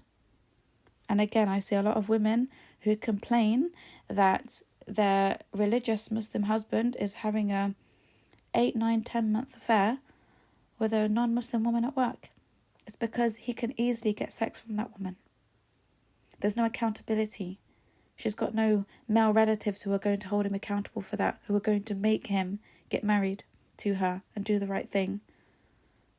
You know, it's a society in which they don't care about izzat nafs and dignity and honour. So it's actually easier for these Muslim men to target non-Muslim women as sources of supply for sexual reasons, especially when they want to do haram acts, because it's normalised in non-Muslim society. Anal sex, period sex, all that stuff. It's normalised in non-Muslim society, so you'll always find that he's copped off with Lucy or Mary or Karen, because that source of supply is allowing him to enjoy all the vile, sick fantasies in his head. That is why they do it. But they want to keep the good Muslim wife at home. And then when she finds out, he says, well, at least I'm not doing it with you. I'm not making you do haram things. Let me do it with a kafir woman. She's allowing it. She's okay with it. Let me empty everything in my head on these kafir women because they're allowing it. Why are you complaining? I'm not asking you to do these things anymore. Allow me to have my needs fulfilled in other places and just shut up and turn a blind eye to it. And a lot of women do. A lot of women weigh it out and they say, okay, well, maybe this is better for me because instead of him pestering me for it, he can go to Karen and she can do all of these things for him and I'm at peace. I'm not harassed anymore. I'm not raped anymore. I'm not forced into these vile sexual acts anymore. So some Muslim women just stay quiet. They let him get on with it until he brings her STDs. And until Karen comes round saying, I got his baby. I'm pregnant with his baby. I want child maintenance. I'm going to CMS. Oh, all is fine and well until then. Trust me. When those non-Muslim women come knocking round, wanting child support and threatening to go to CMS, oh, watch what happens. Because I'm telling you, they don't drop any opportunity for child support. They do not let men get away with child support. With not paying it, I mean. You might get that knock on your door. Because a lot of these women will get pregnant just so that they can live on benefits and child benefits and universal credit and all that kind of stuff. They will happily get pregnant by anybody just so that they can have that luxury of having the government pay for the way they want to live their lives. So you'll find a lot of non-Muslim women are totally fine and happy with being pregnant by Muslim men's babies because they're getting money out of it. So stage 1, how a narcissist reacts when they're caught, is, remember, gaslighting. The second stage is the blame shifting. The third stage is gaslighting and blame shifting together. On top of that, you've got the personal justification. So again, just a quick reminder, you made me do it. If you lost weight, I wouldn't find these women attractive. If you gave me more attention, I wouldn't be hanging out with this woman at work. That's the personal justification. That can lead on to religious justification. Oh, I can have 4 wives, so I can speak to whoever I want. I can date whoever I want. So the fourth stage, how they react to being caught out in sexual relationships, is gaslighting plus blame shifting plus personal justification plus religious justification plus threats. So now you've got the added level of threats. If you tell anyone about this, I'm going to do this to you. I'm going to take away the kids from you. I will never let you see the kids again. I will ruin your life. I will launch a smear campaign and you will hate what I'm going to reveal about you. I'm going to expose all your secrets. I'm going to call the police. I'm going to divorce you. I'm going to do this and I'm going to do that. That's what happens in stage 4. When you call them out on their major sins and maybe tell them that you want to leave, you want a divorce. That's when all the threats will come out. That's the added feature of their reactive abuse in this stage. Because now they're worried about their reputation. Now they're worried about what people are going to say if you expose them. So they have to blackmail you, threaten you, and make it so that you're the one who's to blame if the whole family falls apart. Because the family will fall apart. When children watch this, when children watch their mothers get betrayed or their fathers get betrayed, it devastates them, it cripples them. Why are you allowing your children, why are you staying long enough for your children to be witnesses to this? We really have to change the narrative. We really need to change people's perspective on divorce now. Because the longer you stay, the more stages you go through, the more you're harming your children because they're watching everything. You think they don't know? Oh, they know. They know. Sometimes children will even see conversations that their parents have with other people, and it could be of a sexual nature. I have a client, he's 14 years old, and he said to me, one of the things that really disturbed him was that one day he was going through his dad's phone because he was suspicious of his dad and where he was going, and he saw sexual messages between him and another woman. He read them all, and he's 14. He should not be reading stuff like that. And he kept silent because he was scared that if he told his mum that they'd get divorced. He was terrified of them getting a divorce. But at the same time, he's now got no respect for his father. He hates his father. He feels even more sorry for his mother. And he's got built up anger now. I'm dealing with his anger issues. Because it's built up anger and resentment and frustration that he doesn't know where to unload. He doesn't know where to unload it. Because he can't talk about it. He doesn't know who to tell about it. He's 14 years old carrying this burden. There are children watching their mothers get raped. Their mothers get beaten. Their mothers get cheated on repeatedly. They're, watching their mothers have a breakdown because she's just found out her husband cheated again or taken a second wife again. Until when are we going to allow our children to see this? Until when are our sheikhs going to tell us to be patient and keep a family together because of the children? What children? They're no longer children. These are traumatized human beings. You've not allowed them to be children. They are now carrying the burdens of adults. You're not allowing them to stay children and be children. Haram, you're doing this to them. Don't do this to them. If you're in this kind of relationship, I'm telling you, secure yourselves independence, financial independence, and a safe place to go to. If you're a woman, go back to your family, rent a house on your own, whatever it is, go back to work, get out of that situation. Wallahi, it's healthier for your children and it's healthier for your iman and your mental health. I'll probably get backlash for saying that. I don't care. I really don't care. Because there is nothing in Islam to say that a woman should have to put up with all of that, or a man should have to put up with a cheating, vile, narcissistic wife because he's got children. If you're in that relationship still, you're trauma bonded. You're heavily trauma bonded and you need therapy to unprogram your brain from everything that she's brainwashed you to believe. All that fear, all that trauma that keeps you in a marriage even though she's cheated on you maybe more than once. If you're finding yourself in that situation, you need therapy.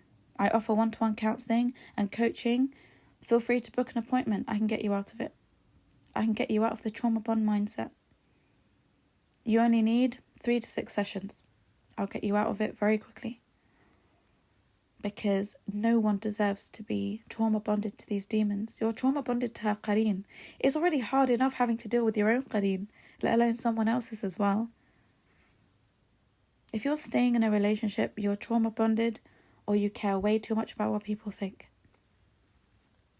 You're going to feel the pain eventually anyway, because they will eventually discard you. That discard is coming. You'll feel the pain whether you leave or whether they discard you. One of them is coming eventually. Narcissists don't know how to have marriages for life.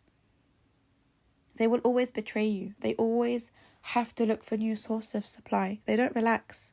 They get bored. They are always looking for people who can give them new supply. And it could be anything. Money, sex, attention, admiration, validation, whatever. Now, if a narcissist is caught and they really do feel that shame, sometimes it's rare, but sometimes they are willing to repent and make a change because they've realised what they're going to lose. What they're going to lose is a lot. If a narcissist feels that he or she has got a lot to lose, they will work on themselves.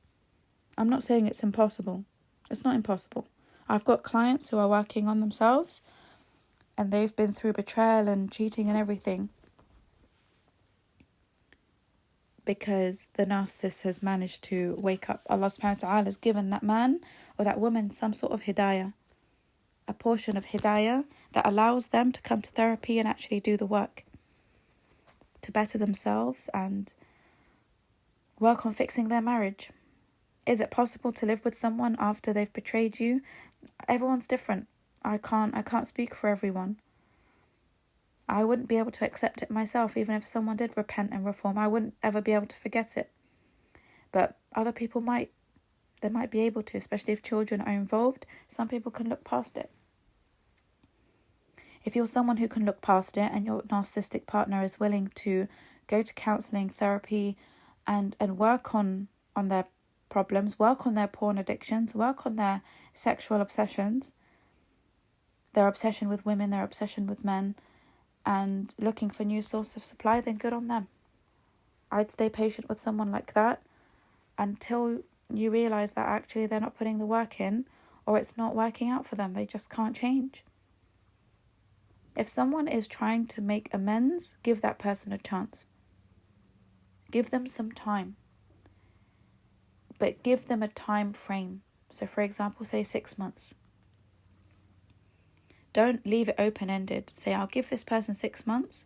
If this person has really proved within 6 months that they're making a massive effort to fix this marriage and hold themselves accountable and stay away from pornography and other women or other men and really focus on this family, then good, alhamdulillah. Stay in that marriage. People can change, but it's rare. And if you give someone a chance and they fail again within 6 months, you find another text from another woman or another man and they're back to watching pornography, get out of that relationship. Get out of there. Because it's very hard for narcissists to change and it's not your job to change them. Especially when you find out that they're closet gay or closet lesbian. It takes a lot to unprogram a mind from that. Because again, it comes from their qareen. If they have no control over their qareen, those desires won't go away. They won't go away. It's an internal battle that you can't fight for them. You have to let them do it themselves. Stop trying to be these people's heroes. It doesn't work. You can't. Jihad an-nafs is your own personal battle within yourself against your qareen. If your qareen overpowers you, I'm telling you, nothing will stop that behaviour. It will just continue. Especially if you find out they're closet gay. That's a very difficult thing to unprogram your brain from. Especially when it's been happening for a very long time. Or you've had those desires for a long time. Look, everyone has desires.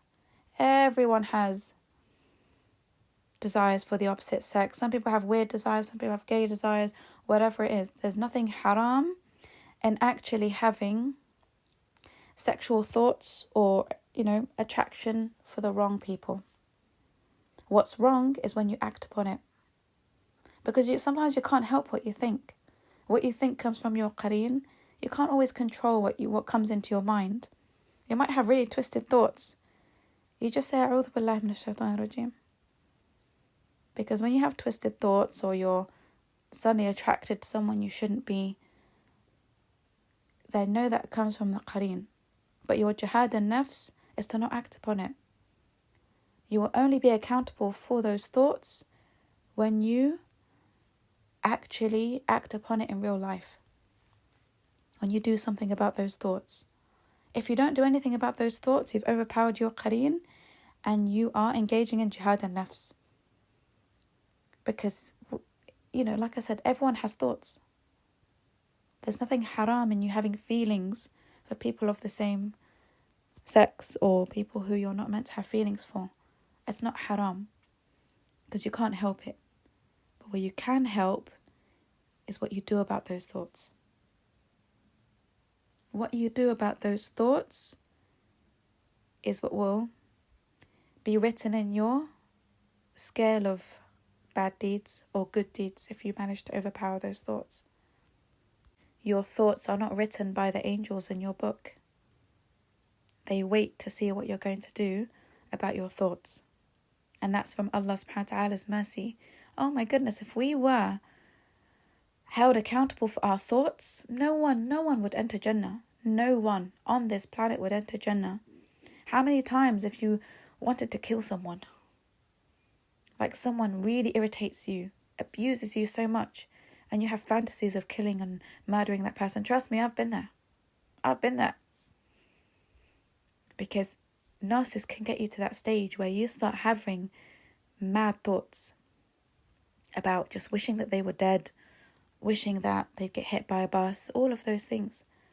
Wallah, if every one of us was held accountable by Allah subhanahu wa ta'ala for our thoughts, no one would enter Jannah. So out of Allah's mercy, He rewards us for not acting upon our bad thoughts, and He holds us accountable for acting upon evil thoughts. So you will actually get rewarded when you have a bad thought and you shut it down and don't act upon it. You'll get rewarded for that. So it's another long podcast, but I hope that inshallah that's summed up everything and given you a clear explanation and closure for everything that's happened. And yeah, if you've got any comments, questions, leave them in the comments below. Please like, share and subscribe to this channel for more related content. Please share this video with anyone who can benefit, because I know too many people are going through this right now, and maybe this is what they need to hear in order to finally move on with their lives and make a decision. So I pray that inshallah you found it beneficial and that you have listened to it until now. Thank you for listening if you have, and may Allah subhanahu wa ta'ala ease the suffering of all Muslims out there who are going through all of this. It's really hard, it's really painful, it's really, really, really difficult. The pain of betrayal is one of the hardest things anyone could ever go through. It's very, very painful. But when you understand the narcissistic personality disorder, you will at least know to not take it personally. You will at least know now that it's got nothing to do with you and everything to do with their disorder. They will do it with everybody. Whether it's you, the new supply, even if the new supply is way more good looking than you, way nicer than you, way kinder than you, trust me, they'll betray that person as well, because it's a part of their disorder. They have to always look for new supply. They get bored. Their qareen is always on the prowl for new supply. Their qareen's mission is to find as many victims as possible in that person's lifetime. They won't stop. They will continue this until their 60s, 70s, and even 80s. That's why you find men in their 70s and they still wolf whistle at women walking down the street. I see it in Oxford Street in Mayfair. They'll start singing when a woman walks past, and he's got a crutch. He's old. Narcissistic men don't know age. They will continue to look for new source of supply until they die. And women too. So please understand this. Please understand that it's got nothing to do with you personally and everything to do with them. And once you detach yourself from everything that's happened and you stop taking it personally, you're able to finally rationalize it in your head, understand it, process it, and actually move on without attaching everything that happened to your self-worth.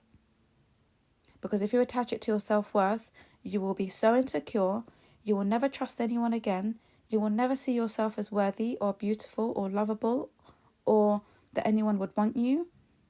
And your entire life is ruined because you decided to take that personally, because you didn't know, you didn't have the knowledge about this personality disorder. So detach yourself from it. This is what these podcasts are for, is to help you detach so that you can finally make the right decision for yourself and move on. It's got nothing to do with you and everything to do with them. So please read my book if you haven't read it. The foundational education is all in the book, and these podcasts are an aid to the book. Extra things that you can listen to, because I wasn't able to elaborate on all of these things in the book. I've created these podcasts to explain things that I wrote about even further and in more detail. So I pray that inshallah everything is of benefit to you that I release in content, and may Allah subhanahu wa ta'ala put barakah in this knowledge to help thousands, inshallah, if not millions of people out there one day. So I'll leave it at that. Thank you again for listening, and until the next podcast, inshallah, Assalamu alaikum wa rahmatullahi wa barakatuh.